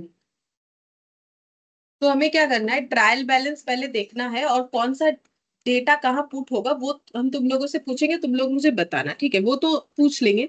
बट ये जो नीचे का इंफॉर्मेशन है इसका मतलब क्या होता है, देखो जो ये नीचे का इंफॉर्मेशन है इसका मतलब है इसका जर्नल नहीं हुआ है, तो जर्नल नहीं हुआ है तो लेजर भी नहीं बना होगा, लेजर नहीं बना है तो फिर ये ट्रायल बैलेंस में भी ये डेटा नहीं आया होगा, तो इसको हम लोग बोलते हैं एडिशनल इंफॉर्मेशन या एडजस्टमेंट बोलते हैं। एडजस्ट क्यों करना पड़ेगा, क्योंकि ये सारे इंफॉर्मेशन का जो कैलकुलेशंस है वो हमारे जो ट्रायल बैलेंस है वहां तक नहीं पहुंचा है। क्यों नहीं पहुंचा है, क्योंकि अब हमारा ये जो ट्रांजैक्शंस है इसका जर्नल एंट्री ही नहीं हुआ था, तो जर्नल नहीं हुआ, लेजर नहीं हुआ, तो ट्रायल बैलेंस नहीं पहुंचेगा, तो इसका हमें अभी जर्नल एंट्री करना है। तो उस जर्नल एंट्री करने से जहां जहां इंपैक्ट आएगा, क्योंकि एंट्री करेंगे तो something debit to something credit होगा, तो वहां वहां वो चीज हमें दिखा देना होता है। तो हम बताएंगे कैसे करके होगा। तो क्योंकि ये सब जर्नल एंट्री होगा तो something debit to something credit होगा, तो दो जगह पे पोस्ट होगा, है ना, something debit to something credit, तो दो जगह पे पोस्ट होगा। तो यहाँ पर जब हम लोग कैलकुलेशन करेंगे तो हमें ये देख लेना है कि किन पॉइंट्स पे हमारे लिए एडिशनल इंफॉर्मेशन अवेलेबल है, ठीक है। तो वो हमें जगह रख देना पड़ेगा, मतलब कैसे बताएं, जैसे कि देखो यहाँ पर दिख रहा है कि स्टॉक का जो है हमारे पास एडिशनल इंफॉर्मेशन है, रॉ मटेरियल के स्टॉक का, फिनिश गुड्स के स्टॉक का, सेमी फिनिश्ड यानी WIP, salary and wages unpaid दिया हुआ है इतना इतना, मशीनरी टू बी डेप्रिशिएटेड इतना, फर्नीचर इतना, प्रोविजन फॉर डाउटफुल डेप्ट इतना मेंटेन करना है, office premises occupy 1/4 of the total area, light is to be charge 2/3 to factory and 1/3 to office. तो जिस भी नाम से रिलेटेड इंफॉर्मेशन है उसमें हमें एडजस्टमेंट करना पड़ेगा, ठीक है, हमें ठीक तरीके से रखना पड़ेगा, मतलब दिखाना पड़ेगा। तो देखो अभी करोगे तो पता चल जाएगा। जैसे कि यहाँ पर सबसे पहले आते हैं ट्रायल बैलेंस, तो देखो क्या दिख रहा है, स्टॉक 1 अप्रैल मतलब ओपनिंग स्टॉक, रॉ मटेरियल का ओपनिंग स्टॉक है, WIP का ओपनिंग स्टॉक है, फिनिश गुड्स का ओपनिंग स्टॉक है। तो सबसे पहले मुझे ये बताने का कोशिश करो कि रॉ मटेरियल का ओपनिंग स्टॉक हम लोग कौन से अकाउंट में लिखेंगे, मैन्युफैक्चरिंग, ट्रेडिंग, PL या बैलेंस शीट, कहाँ लिखेंगे रॉ मटेरियल का ओपनिंग स्टॉक, कहाँ लिखा जा रहा था, रॉ मटेरियल का काम कहाँ है, मैन्युफैक्चरिंग। मैन्युफैक्चरिंग में जाएगा, ठीक है, तो रॉ मटेरियल का ओपनिंग स्टॉक मैन्युफैक्चरिंग में जाएगा, तो मैन्युफैक्चरिंग में लिख लेते हैं। तो यहाँ पर लिखेंगे वो किस लिए काम आता है, रॉ मटेरियल कंज्यूम निकालने के लिए, तो यहाँ पर लिखेंगे टू रॉ मटेरियल कंज्यूम, तो जो रॉ मटेरियल कंज्यूम्ड निकालेंगे उसमें हमें काम आएगा opening stock of raw material जो कि 21,000 है, ठीक है, तो हम यहाँ पर लिखेंगे। अब ओपनिंग कैसे पता चला, डेट देख के, ठीक है, तो opening stock of raw material जो कि है मेरा 21,000, ठीक है। अच्छा फिर उसके बाद ओपनिंग स्टॉक ऑफ WIP, बोलो WIP कहाँ लिखते हैं, ट्रेडिंग, PL, बैलेंस शीट या मैन्युफैक्चरिंग, कहाँ लिखते हैं, कहाँ का चीज है, मैन्युफैक्चरिंग। मैन्युफैक्चरिंग, वो एकदम ऊपर लिखते हैं, तो उसी के लिए मैंने थोड़ा जगह रख दिया था। तो to opening stock of WIP ये हो जाएगा 9,500। अच्छा फिनिश्ड गुड्स, अब फिनिश्ड गुड्स क्या करते हैं, बेचेंगे, ट्रेड करेंगे, तो फिनिश्ड गुड्स कहाँ लिखना चाहिए,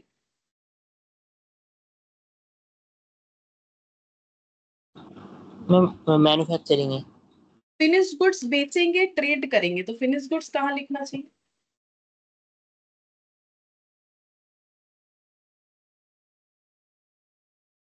मेरे मैंने जो बोला उसी में तो आंसर छुपा है, फिनिश गुड्स को हमें बेचना है, बेचने का मतलब ट्रेड करना है, तो कहाँ लिखेंगे, मैन्युफैक्चरिंग में तो जो फिनिश गुड्स बन के रेडी हुआ वो लिखेंगे, लेकिन मेरे पास अगर पहले से कोई फिनिश गुड्स है वो तो जो ट्रेडिंग पीएल। ट्रेडिंग PL में लिखेंगे, सही है। तो हम यहाँ पर लिखते हैं, क्योंकि ये मेरा opening stock of finish goods है तो यहाँ पर लिखना पड़ेगा। तो to opening stock of finished goods, तो हमारे पास जो पहले से फिनिश गुड्स है वो यहाँ पर लिखेंगे, ठीक है। अगर इस बार जो फिनिश गुड्स बन के रेडी हो वो तो यहाँ पर आएगा मैन्युफैक्चरिंग का, फिर वो ट्रांसफर होगा ट्रेडिंग में, लेकिन ये ऑलरेडी पहले से ही बना हुआ फिनिश गुड्स है, ठीक है, तो फिर ये ट्रेडिंग में आएगा। अच्छा अब बोलो डेटर, सन्ड्री डेटर, ये क्या होता है, एसेट होता है, तो एसेट कहाँ आता है, बैलेंस शीट। तो ये बैलेंस शीट में आएगा, लिखो बैलेंस शीट में सन्ड्री डेटर,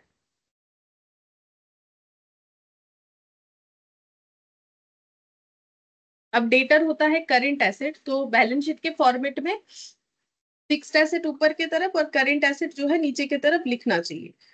तो हम थोड़ा जगह छोड़ के यहाँ पर लिख देते हैं सन्ड्री डेटर, ठीक है। इनर कॉलम में लिखेंगे, क्यों लिखेंगे, क्योंकि इस पे प्रोविजन भी क्रिएट करने बोला था। देखो डेटर से रिलेटेड एक एडजस्टमेंट है, बोला था कि प्रोविजन क्रिएट करो डेटर पे, हम बता देंगे वो क्या होता है। तो यहाँ पर सन्ड्री डेटर जो है वो हम लोग का है 24,000, वो हम यहाँ पर लिख लेते हैं। अच्छा, फिर इसके बाद है बिल्स कैरेज ऑन परचेज। तो ये कहा जाना चाहिए, हम लोगों ने जो भी परचेज किया उस पे मुझे कैरेज यानी कि भाड़ा देना पड़ा, खर्चा देना पड़ा। तो हम खरीद क्या सकते हैं, अगर हम लोग मैन्युफैक्चरर है तो क्या खरीदते हैं हम लोग, फिनिश गुड्स तो नहीं खरीदते होंगे किसी से, क्या खरीदते हैं, रॉ मेटेरियल। तो ये कैरेज जो परचेज बोल रहा है वो कौन से परचेज के लिए बोल रहा है, रॉ मेटेरियल परचेज के लिए। तो फिर कैरेज ऑन परचेज कहाँ जाना चाहिए,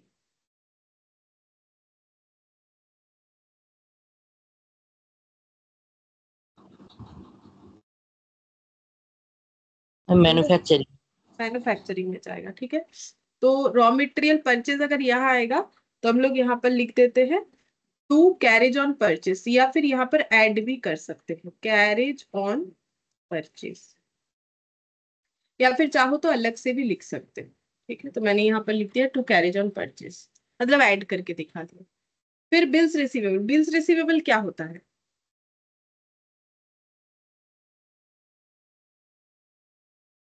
बिल्स पढ़ के आगे कंप्लीट हो गया, बिल्स रिसीवेबल क्या होता है। मैम बिल से जुड़ा हमारे एसेट्स। एटलीस्ट बिल का कंसेप्ट याद है तो बोलो। एसेट होता है, तो एसेट कहाँ लिखेंगे, बैलेंस शीट में। तो यहाँ पर लिख देंगे बिल्स रिसीवेबल,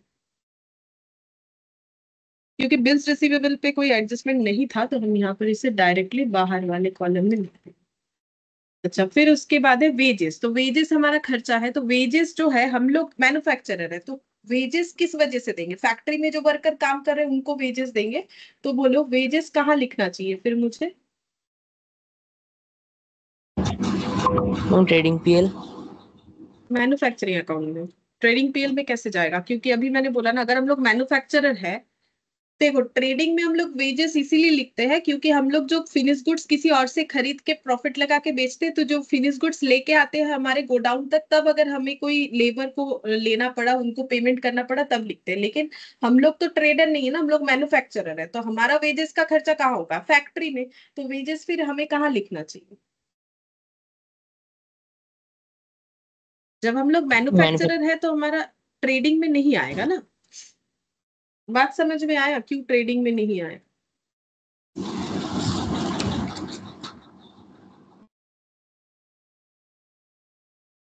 13,000 इनर कॉलम में लिखा क्योंकि वेजेस पे एडजस्टमेंट था। ये देखो जो एडजस्टमेंट है होता है उसे इनर कॉलम में लिखेंगे क्योंकि उसे एडजस्ट करना पड़ेगा। ये देखो सैलरी एंड वेजेस। अब तुम लोग को कैसे पता चलेगा, तुम लोग नीचे जब देखोगे कि सैलरी वेजेस लिखा है तो एग्जाम में उस पे ऐसे पॉइंट पॉइंट कर लेना, ठीक है। तो पता चल जाएगा कि इसको इनर कॉलम में लिखना पड़ेगा। अब हम करेंगे तो मेरा इधर उधर करेंगे तो पॉइंट हट जाएगा, इसीलिए हम नहीं कर रहे हैं। अब सैलरी, तो बोलो सैलरी कहाँ जाना चाहिए। तो देखो मैन्युफैक्चरिंग में तभी जाएगा अगर सैलरी फैक्ट्री वर्कर को देंगे, और अगर हम लोग सैलरी जो है अगर हमारा फैक्ट्री वर्कर को दिया गया पेमेंट अगर सैलरी नहीं कहलाता है तो वो मैन्युफैक्चरिंग में नहीं जाएगा। ट्रेडिंग में अगर हम लोग कोई सैलरी दे सकते हैं तो वहां लिखेंगे या फिर पीएल में लिखेंगे। सैलरी नॉर्मली किन्हें दिया जाता है, जो स्किल्ड वर्कर होता है, जैसे कि मान लो अकाउंटेंट हो गया, कोई सेल्स एजेंट हो गया, इनको सैलरीज देते हैं। तो ये सब खर्चा कहाँ दिखाएंगे, आज स्टार्टिंग में ही बोला कि ट्रेडिंग में क्या क्या दिखाते हैं, पीएल में क्या क्या दिखाते हैं, और मैन्युफैक्चरिंग में क्या क्या दिखाते हैं। तो बोलो सैलरीज का खर्चा कहाँ दिखाए, सैलरी का खर्चा क्या है, आएगा बोलो। ट्रेडिंग पीएल আসবে। हाँ पीएल में आएगा बेसिकली, है ना। ट्रेडिंग पीएल तो एक साथ बोल रहे हो, ठीक है, बट हमें लिखना कहाँ है, पीएल में लिखना है। तो हम लोग यहाँ पर लिखेंगे टू सैलरीज, क्योंकि ऑफिस एडमिनिस्ट्रेशन रिलेटेड खर्चा हमें पीएल में लिखना पड़ता है। तो टू सैलरीज इनर कॉलम में लिखेंगे क्योंकि इसमें भी एडजस्टमेंट था। अच्छा, फिर उसके बाद है टेलीफोन पोस्टेज एटसेट्रा। तो बोलो ये टेलीफोन कहाँ रहेगा, मैम पीएल। हाँ। तो यहाँ पर लिखेंगे टू टेलीफोन एंड पोस्टेज, क्योंकि ये सब अदर एक्सपेंसेस है ना, मतलब बिजनेस को मेंटेन करने का खर्चा है। देखो ये टेलीफोन जो है ये मैन्युफैक्चरिंग अकाउंट में तो जाएगा नहीं, क्योंकि वहां पर फैक्ट्री में जो काम होता है उसका खर्चा लिखते हैं। ट्रेडिंग में जो गुड्स बन के रेडी हुआ उसको बेच के क्या प्रॉफिट आया वो लिखते हैं। और पीएल में लिखते हैं बाकी बिजनेस को मेंटेन करने का selling, distribution, office administration, finance cost, मतलब लोन वोन लिया तो ये सारे खर्चे लिखना पड़ता है। तो टेलीफोन पोस्टेज यहाँ पर आ जाएगा। रिपेयर टू ऑफिस फर्नीचर ये कहाँ आएगा? ऑफिस का फर्नीचर को रिपेयर करवाया तो ऑफिस का खर्चा कहाँ लिखते हैं, वही लिखना पड़ेगा। तो बोलो कहाँ लिखे? এটাও পিএল এ আসবে। पीएल में आएगा। तो रिपेयर्स टू ऑफिस फर्नीचर,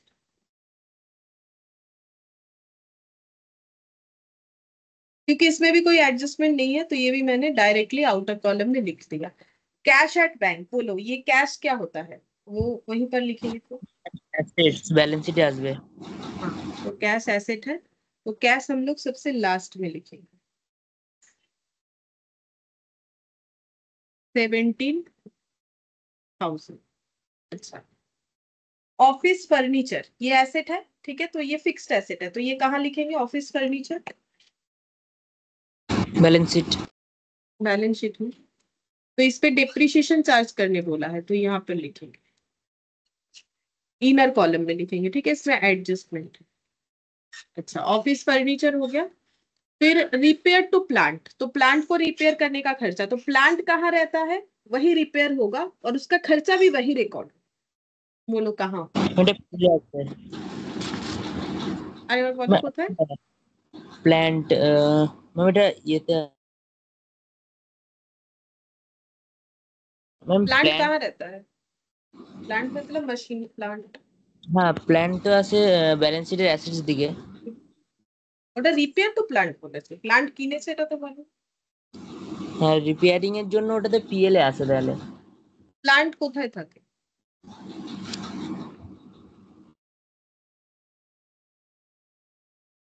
এক্ষুনি তো বললাম পিএল এ অফিস রিলেটেড খরচা আছে, প্লান্ট কি অফিসে লাগানো থাকবে? না যেখানে লাগানো থাকবে ওখানেই রিপেয়ার হবে, তাহলে ওই খরচাটা ওখানেই বুক করবো না।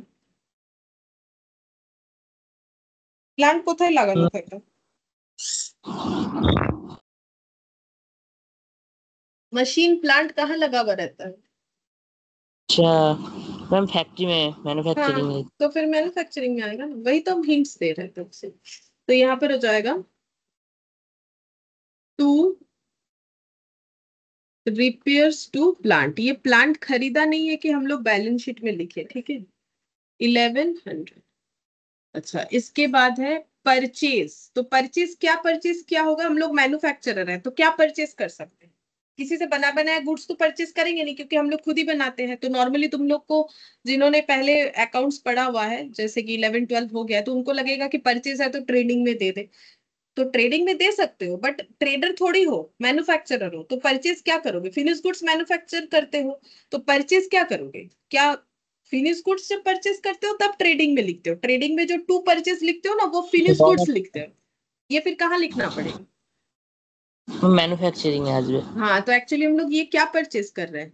Raw raw material. मेटेरियल। हाँ, तो हम लोग परचेज कर रहे हैं रॉ मेटेरियल 85,000,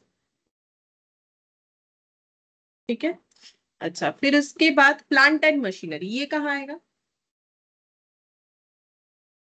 এটা ব্যালেন্স শিটে অ্যাসেটস দিকে আসবে। हाँ, ये फिक्स्ड एसेट है तो यहाँ पर आ जाए प्लांट एंड मशीनरी 70,000। अच्छा, फिर रेंट, रेंट 6,000, तो रेंट जो है रेंट का खर्चा कहाँ आएगा उसके लिए हमें हिंट्स दिया है, तो हमें वो फॉलो करना पड़ेगा। देखो रेंट का हमें हिंट्स क्या दिया है, बोल रहा है कि office premises occupy 1/4 of total area, जो टोटल एरिया पे ये बिजनेस पूरा बना हुआ है उसका 1/4 ऑफिस के पास है, तो बाकी फैक्ट्री के पास होगा, सुना। तो फिर 1/4 अगर फैक्ट्री के पास है तो सॉरी ऑफिस के पास है, तो फैक्ट्री के पास कितना एरिया है? हम 3/4। 3/4, ठीक है। तो रेंट का 3/4 तुम लोग कहाँ दिखाओगे और 1/4 तुम लोग कहाँ दिखाओगे? ম্যাম 3-এর চার দেখাবো ম্যানুফ্যাকচারিং এ আর অফিসের জন্য 1-এর চার দেখাবো ট্রেডিং পিএল এ। हाँ मतलब पीएल में। ठीक है, तो यहाँ पर रेंट लिख लेते हैं। टू रेंट, पूरा रेंट का 3/4 चला जाएगा फैक्ट्री के लिए। तो रेंट का है अमाउंट कितना, रेंट का अमाउंट है 6,000। तो ये कोई एडजस्टमेंट नहीं है, ये इंफॉर्मेशन है, तो इंफॉर्मेशन यूज करके हम लोग कर रहे हैं। तो 3/4 इंटू 6,000 करने से 4,500 आ जाएगा। और बाकी रेंट का खर्चा इधर लिखेंगे। टू रेंट 1/4 इंटू 6,000, तो ये करने से आ जाएगा 15। ठीक है, फिर बोला है लाइटिंग, लाइटिंग का भी हमें इंफॉर्मेशन दिया है। लाइटिंग का खर्चा है 1350। बोला है कि लाइटिंग का 2/3 फैक्ट्री में लगाओ, 1/3 ऑफिस में लगाओ। तो फैक्ट्री यानी मैन्युफैक्चरिंग और ऑफिस यानी पीएल। तो 2/3 फैक्ट्री में लगाएंगे लाइटिंग का, तो फिर जैसे बोला है वैसे करेंगे। टू लाइटिंग 2/3, ठीक है, लाइटिंग का 2/3, 1350 का 2/3, तो कितना होगा देखना पड़ेगा।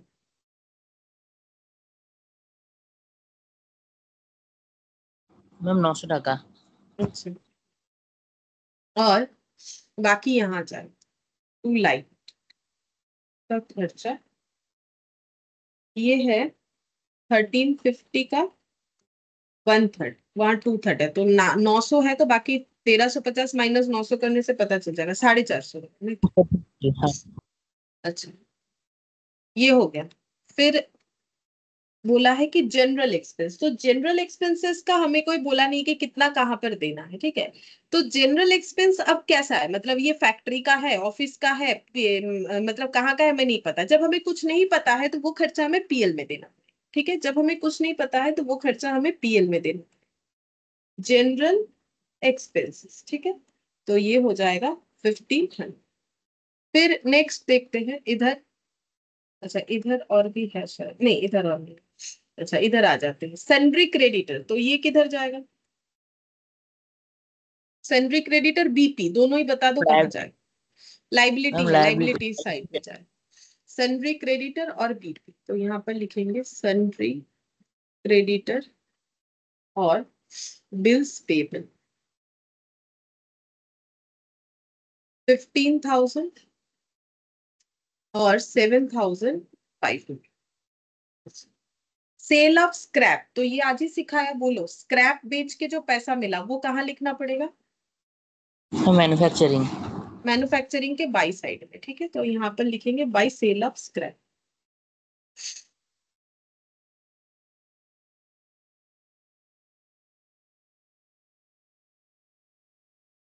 फिर कमीशन रिसिप्ट, हमें कमीशन मिला, तो कमीशन मिलना एक इनकम है, ठीक है। तो ये इनकम कहाँ लिखना चाहिए, देखो मैंने मैन्युफैक्चरिंग में दो ही इनकम दिखाने के लिए बोला, एक बोला बाई प्रोडक्ट बेच के इनकम और एक बोला स्क्रैप बेच के इनकम। तो कमीशन तो मेरा बाई प्रोडक्ट या स्क्रैप है नहीं कि हम मैन्युफैक्चरिंग में दिखाए।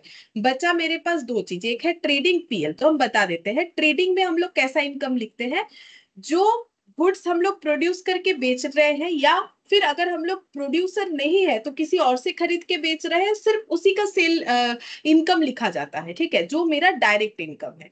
और पीएल में मेरा इनडायरेक्ट इनकम लिखा जाता है, जैसे कमीशन रिसिप्ट, तो कमीशन मिलना मेरा कोई डायरेक्ट इनकम नहीं है। मतलब ये चीज हम ऐसे बताना चाहते हैं, जैसे ये गुड्स मैन्युफैक्चर करके बेचता है तो इनका मेन काम क्या है, जो गुड्स ये मैन्युफैक्चर करके इनकम करते हैं ये इनका मेन काम है। अब इन्हें किसी और जगह से इनकम हो गया, जैसे मान लो इन्होंने शेयर में इन्वेस्ट किया, इन्हें डिविडेंड मिला, इन्होंने किसी सप्लायर से कुछ खरीदा, उसने उसको कमीशन दिया, या फिर मान लो इन्होंने कोई रेंट पे घर लगा दिया था, उससे उन्हें भाड़े का इनकम मिल गया। तो ये सब इनकम इनका इनडायरेक्ट इनकम है, डायरेक्ट इनकम नहीं है, ठीक है, इनडायरेक्ट इनकम है। तो इनडायरेक्ट इनकम कहाँ लिखा जाता है, पीएल में, और डायरेक्ट इनकम ट्रेडिंग में लिखा जाता है। और मैन्युफैक्चरिंग में दो इनकम लिखते हैं, स्क्रैप बेच के और जो है बाई प्रोडक्ट बेच के। तो बोलो कमीशन रिसिप्ट कहाँ लिखे, मैम पीएल এর ক্রেডিটে। तो by commission receipt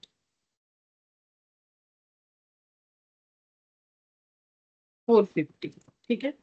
provision for doubtful डेप्ट, ठीक है, तो प्रोविजन फॉर डाउटफुल डेप्ट जो है ये हम लोग का लाइबिलिटी है, तो इसको हम ऐसे लिख सकते हैं, टू प्रोविजन फॉर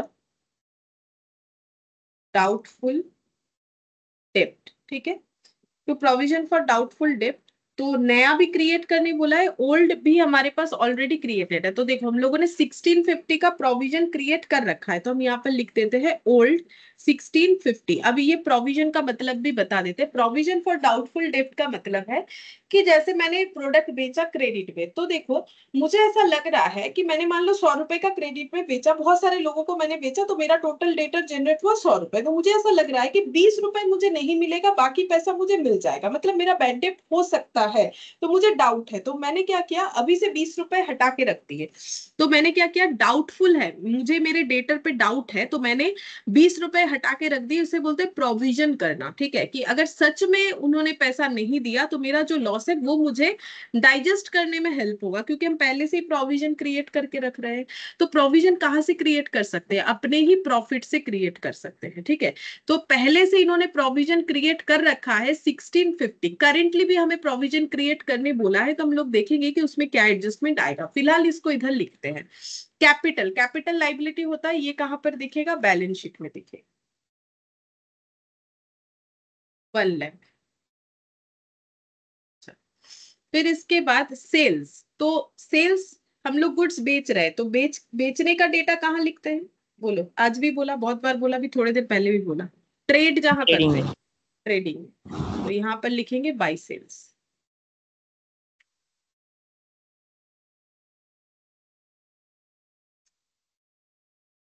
$1,67,200। अच्छा, बैंक ओवरड्राफ्ट, तो बैंक ओवरड्राफ्ट क्या होता है, एक लोन होता है। ठीक है, अगर हम लोग हमारे बैंक के साथ अगर बहुत ज्यादा ट्रांजैक्शन होता है, ये शायद मैंने बोला भी था, तो हमें जब जरूरत पड़े तो बैंक हमें तुरंत लोन दे देता है, उसे हम लोग बोलते हैं बैंक ओवरड्राफ्ट। ठीक है, तो बीओडी बोलते हैं। तो हमारा जो बीओडी लोन है वो है 8,500। अच्छा, ये सारा बन गया जो भी यहाँ पर लिखा हुआ था। अब आते हैं नीचे एडजस्टमेंट में। अब एडजस्टमेंट में सबसे पहले बोला है कि हमारे पास क्लोजिंग स्टॉक है, रॉ मटेरियल का, फिनिश्ड गुड्स का, सेमी फिनिश्ड गुड्स का, मतलब डब्ल्यूआईपी का। तो डब्ल्यूआईपी का क्लोजिंग स्टॉक कहाँ लिखते हैं, मैन्युफैक्चरिंग अकाउंट में। रॉ मटेरियल का क्लोजिंग स्टॉक कहाँ लिखते हैं, मैन्युफैक्चरिंग अकाउंट में। और फिनिश्ड गुड्स का इसका मतलब कहाँ लिखेंगे, जहां फिनिश्ड गुड्स का डिटेल्स लिखा जाता है। तो पहले हम रॉ मटेरियल का क्लोजिंग स्टॉक लिख लेते हैं। ठीक है, रॉ मटेरियल कंज्यूम निकालेंगे तो वहां काम आएगा, लेस करेंगे closing stock of raw material, और इधर लिखेंगे by closing stock of WIP या फिर सेमी फिनिश्ड गुड्स। ठीक है, तो closing stock of semi finished goods है हमारा 7,800, और ये 16,200। ठीक है, ये हो जाएगा 16,200।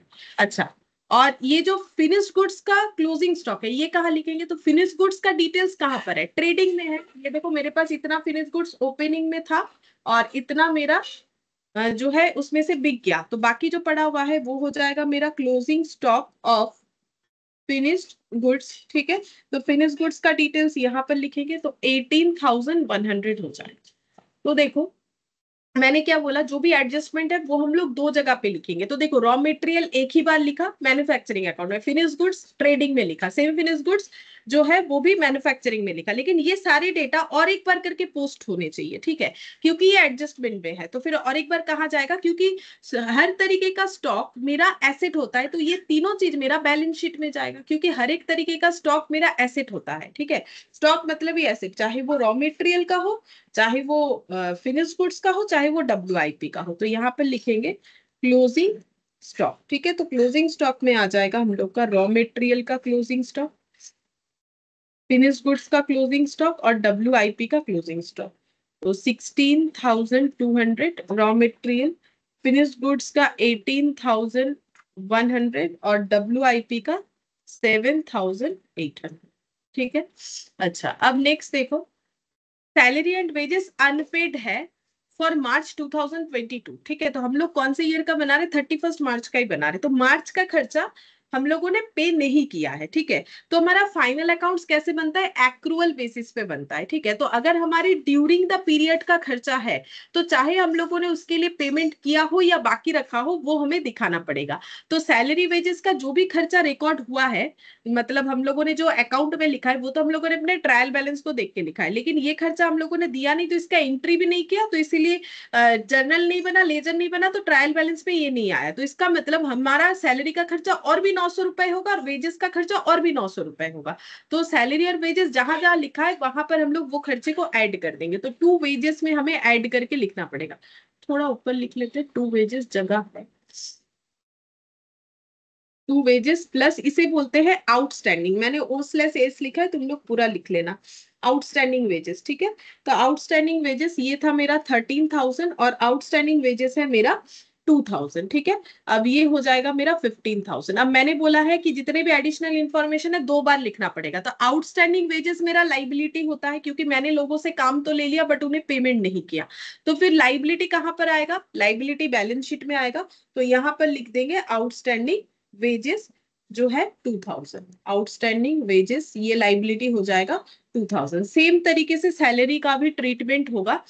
जो सैलरी है वो है 900 रुपए आउटस्टैंडिंग सैलरी, तो ये भी मेरा लाइबिलिटी हो जाएगा 900 रुपए। और आउटस्टैंडिंग सैलरी जो है सैलरी के खर्चे के साथ हम लोग ऐड करके दिखा देंगे कि हमारा टोटल सैलरी का खर्चा ड्यूरिंग द ईयर का कितना है। तो ये हो जाएगा 10,900, ठीक है। ये इस तरीके से हो जाएगा। अच्छा, फिर उसके बाद मशीन डेप्रिशिएट हुआ है, तो मशीन डेप्रिशिएट हुआ है तो मशीन का वैल्यू कम होगा। मशीन को 10% से डेप्रिशिएट करना है, तो मशीन के वैल्यू को कम करते हैं, लेस कर देंगे डेप्रिशिएशन 10%, ठीक है। तो डेप्रिशिएशन होने पे एसेट का वैल्यू कम होता है, तो 70,000 पे 10% कम होने का मतलब हो जाएगा हम लोग का 700 रुपए शायद, ठीक है। तो 700 रुपए हो जाएंगे या 7,000 होंगे, 7,000। तो बचेगा कितना, 63,000। अब ये डेप्रिशिएशन कहाँ रिकॉर्ड होता है, तो मैंने कुछ दिन पहले डेप्रिशिएशन करवाया, जिन्होंने किया है तो उनको पता होना चाहिए। देखो डेप्रिशिएशन का एंट्री कैसे होता है जब डेप्रिशिएशन लगता है, क्योंकि डेप्रिशिएशन हमारे एसेट के वैल्यू को कितना कम कर रहे हैं हम लोग, हर साल कितना हमारा एसेट यूज हो रहा है उसको मॉनिटरी टर्म में बताने के लिए हम लोग यूज करते हैं। तो depreciation account debit to plant and machinery, फिर ये खर्चा कहाँ क्लोज हो जाता है, पीएल में क्लोज होता है। तो हम लोग उसे क्या लिखते हैं, PL account debit to depreciation. तो पीएल में हमें ये डेप्रिशिएशन को रिकॉर्ड करना पड़ेगा। तो यहाँ पर हम लोग जगह नहीं है तो हम थोड़ा ऊपर लिख देते हैं, to depreciation on plant and machinery, ये हो जाएगा मेरा 7,000 रुपए, ठीक है। 2 जगह पे पोस्ट हो गया। सेम तरीके से डेप्रिशिएशन फर्नीचर पे लगेगा 7.5%, तो यहाँ पर लिख लेते हैं लेस डेप्रिशिएशन 7.5%। तो 7.5% मतलब 750 हो जाएगा। तो कितना बचेगा, 9250, ठीक है। तो 7.5% 750, तो यहाँ पर वो भी लिख देते क्योंकि जगह कम है तो ये ऊपर लिखना पड़ रहा है मुझे, to depreciation on office furniture, ठीक है। तो ये हो जाएगा 750। तो ये 2 जगह पे पोस्ट हो गया। बस अब बचा क्या है, ये जो डाउटफुल डेप्ट है वो बचा है। बोल रहा है कि सेल का 1% इस बार डाउटफुल डेप्ट क्रिएट करो। बाकी इंफॉर्मेशन हम लोगों ने लिख लिया है, सेल का 1% डाउटफुल डेप्ट क्रिएट करो। तो इस बार का डाउटफुल डेप्ट कितना हो जाएगा, तो हम यहाँ पर लिख रहे हैं वर्किंग नोट 1 बना के, प्रोविजन फॉर डाउटफुल डेप्ट कितना होगा, प्रोविजन फॉर डाउटफुल डेप्ट, कितने डेटर पे हमें इस बार डाउट है। तो बोल रहा है जितना सेल हुआ उसका 1% हमें डाउट है, ठीक है। तो हमारा सेल कितना हुआ है, सेल हुआ है हम लोगों का, ट्रेडिंग अकाउंट में दिख जाएगा 1,67,200, ठीक है, 1,67,200, 1,67,200, इसका 1%। तो इसका 1% मतलब 1%। अच्छा, 1,67,200 ही था क्या, हम देख लेते। सेल्स था 1,67,200, इसका 1%।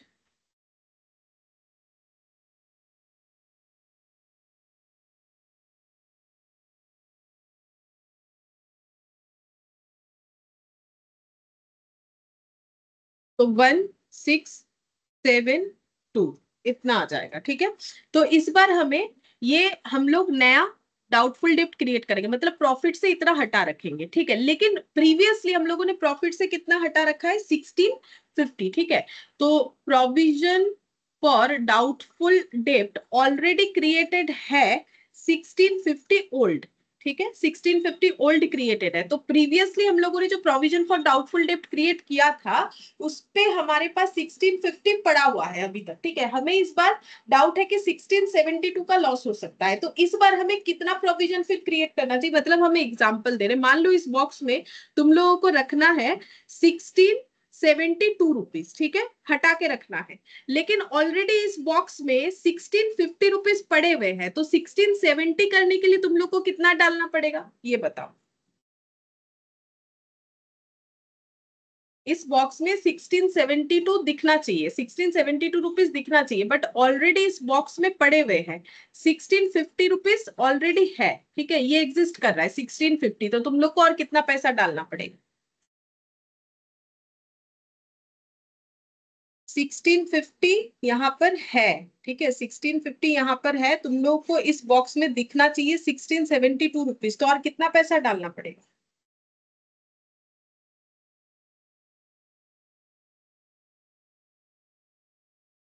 बोलो।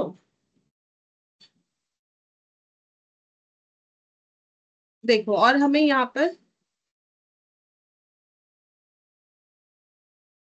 22 रुपीज देना पड़ेगा। ये कौन सा बड़ा बात था बोलना कि अगर 1650 रुपए पड़े हुए हैं, 1672 बनाने के लिए कितना रुपए डालना पड़ेगा, 22 रुपीज डालना पड़ेगा। तो हमें एक्चुअली प्रोविजंस जो इस बार क्रिएट करना है उसके लिए हमें सिर्फ 22 का जरूरत होगा, ठीक है।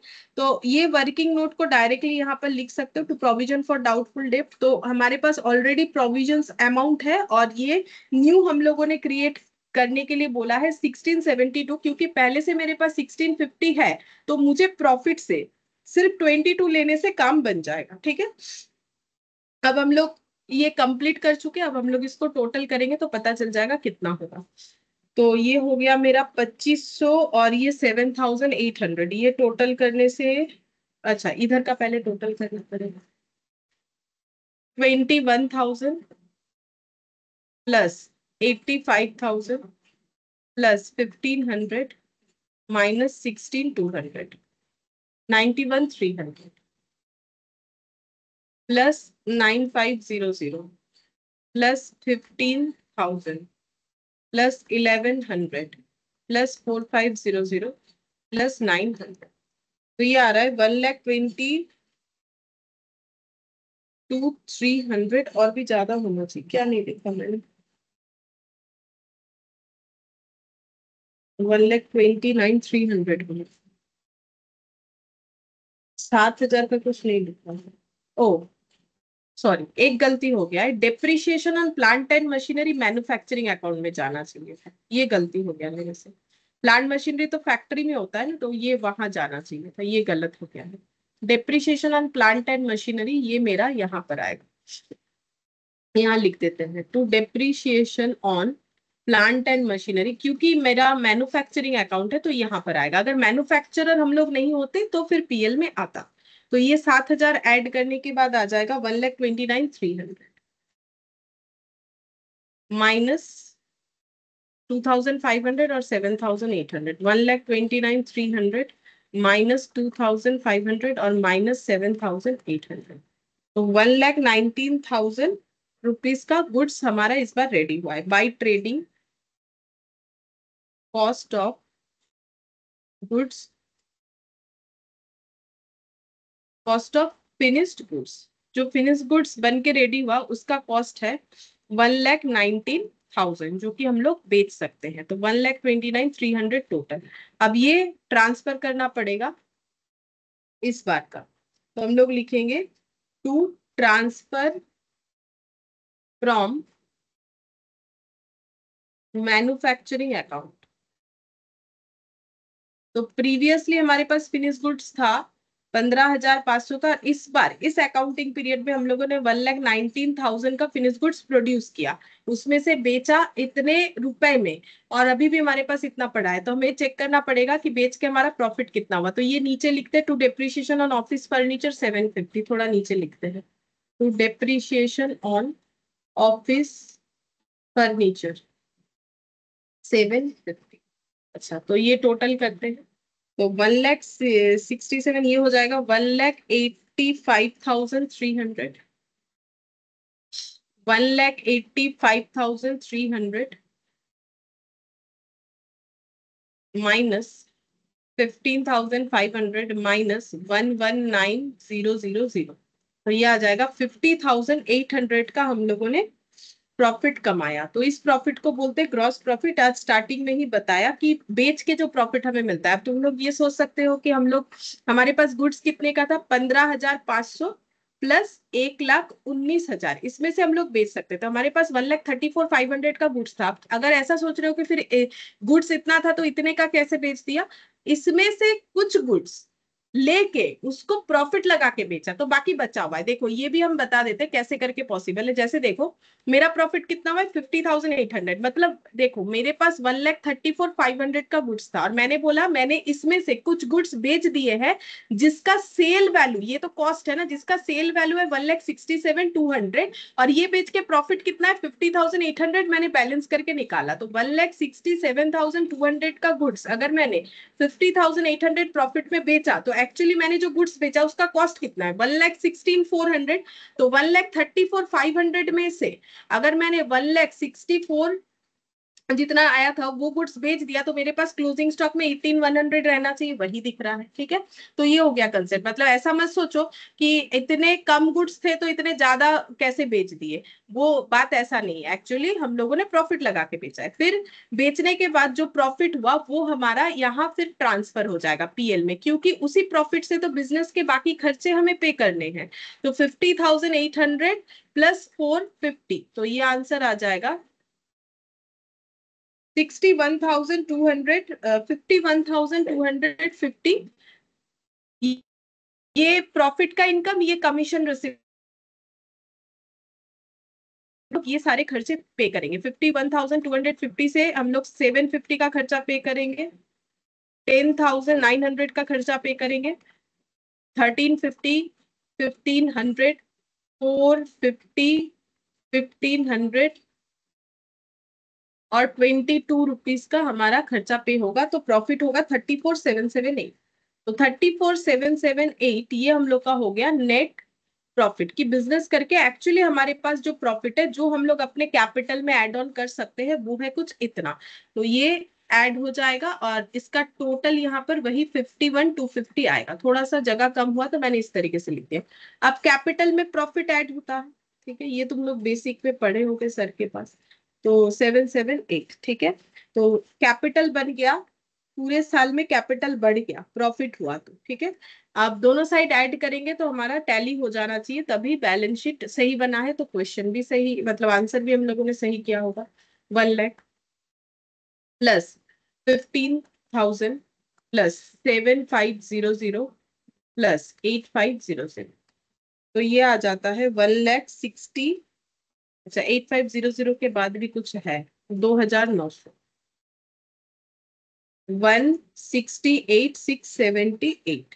इधर भी उतना ही आना चाहिए, अगर आ जाता है तो फिर ठीक है। अच्छा डेटर, अच्छा देखो प्रोविजन का एडजस्टमेंट दो जगह होना चाहिए था, तो डेटर पे प्रोविजन क्रिएट किया तो डेटर का वैल्यू कम होगा, तो प्रोविजन लिखेंगे यहाँ पर, माइनस होगा उसके बाद करेंगे, तो वो देख लेंगे कितना होगा। तो प्रोविजन हम लोगों का इस बार करेंटली प्रोविजन कितना क्रिएट करना पड़ा, डेटर को मुझे कितने से कम करना है, 1,672 से कम करना है। ठीक है, तो 1,672 हम यहाँ पर लिख देंगे, 1,672। तो ये माइनस करने से आ जाएगा 22,328। ठीक है, तो देख लेते हैं अब बाकी सब माइनस करके कि मेरा आंसर जीरो मतलब टैली हो रहा है कि नहीं, या फिर तुम लोग टोटल करके देख सकते हो दोनों साइड मैच हो रहा है कि नहीं।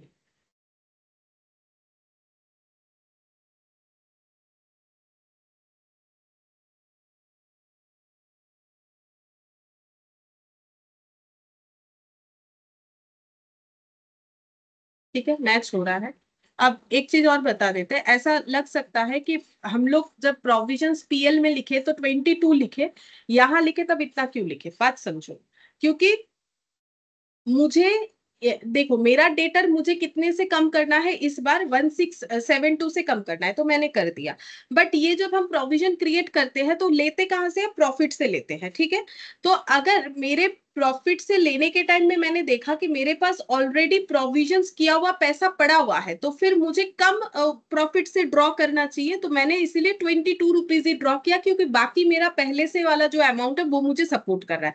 तो एक्चुअली मैंने क्रिएट तो 1672 का ही किया है, बट क्योंकि पहले से अवेलेबल था तो फिर इस बार प्रॉफिट से सिर्फ 22 लिया। तो इसीलिए यहाँ लेकिन हमें वही दिखाना है जो हम लोग प्रोविजन क्रिएट कर रहे हैं। यहाँ भी हम लोग वही दिखा रहे हैं, हम लोग 1672 ही क्रिएट कर रहे हैं, बट उसके लिए प्रॉफिट से हमें उतना लेने का जरूरत नहीं पड़ा, क्योंकि पहले से हमारे पास अवेलेबल था। तो वो प्रॉफिट से कितना ड्रॉ किया वो यहाँ पर दिखाया, ठीक है। तो इस तरीके से हमारा फाइनल अकाउंट्स बन के रेडी हुआ। अच्छा, ठीक है, ये लगभग हो ही गया हमारा। यहाँ पर जो है एमसीक्यूज है और शायद यहाँ 3 क्वेश्चंस है, ठीक है। तो ये हम लोग नेक्स्ट क्लास में करेंगे, 3 क्वेश्चन और एमसीक्यू वगैरह है, तो ये नेक्स्ट क्लास में कंप्लीट करके, ठीक है। फिर आज इतना ही।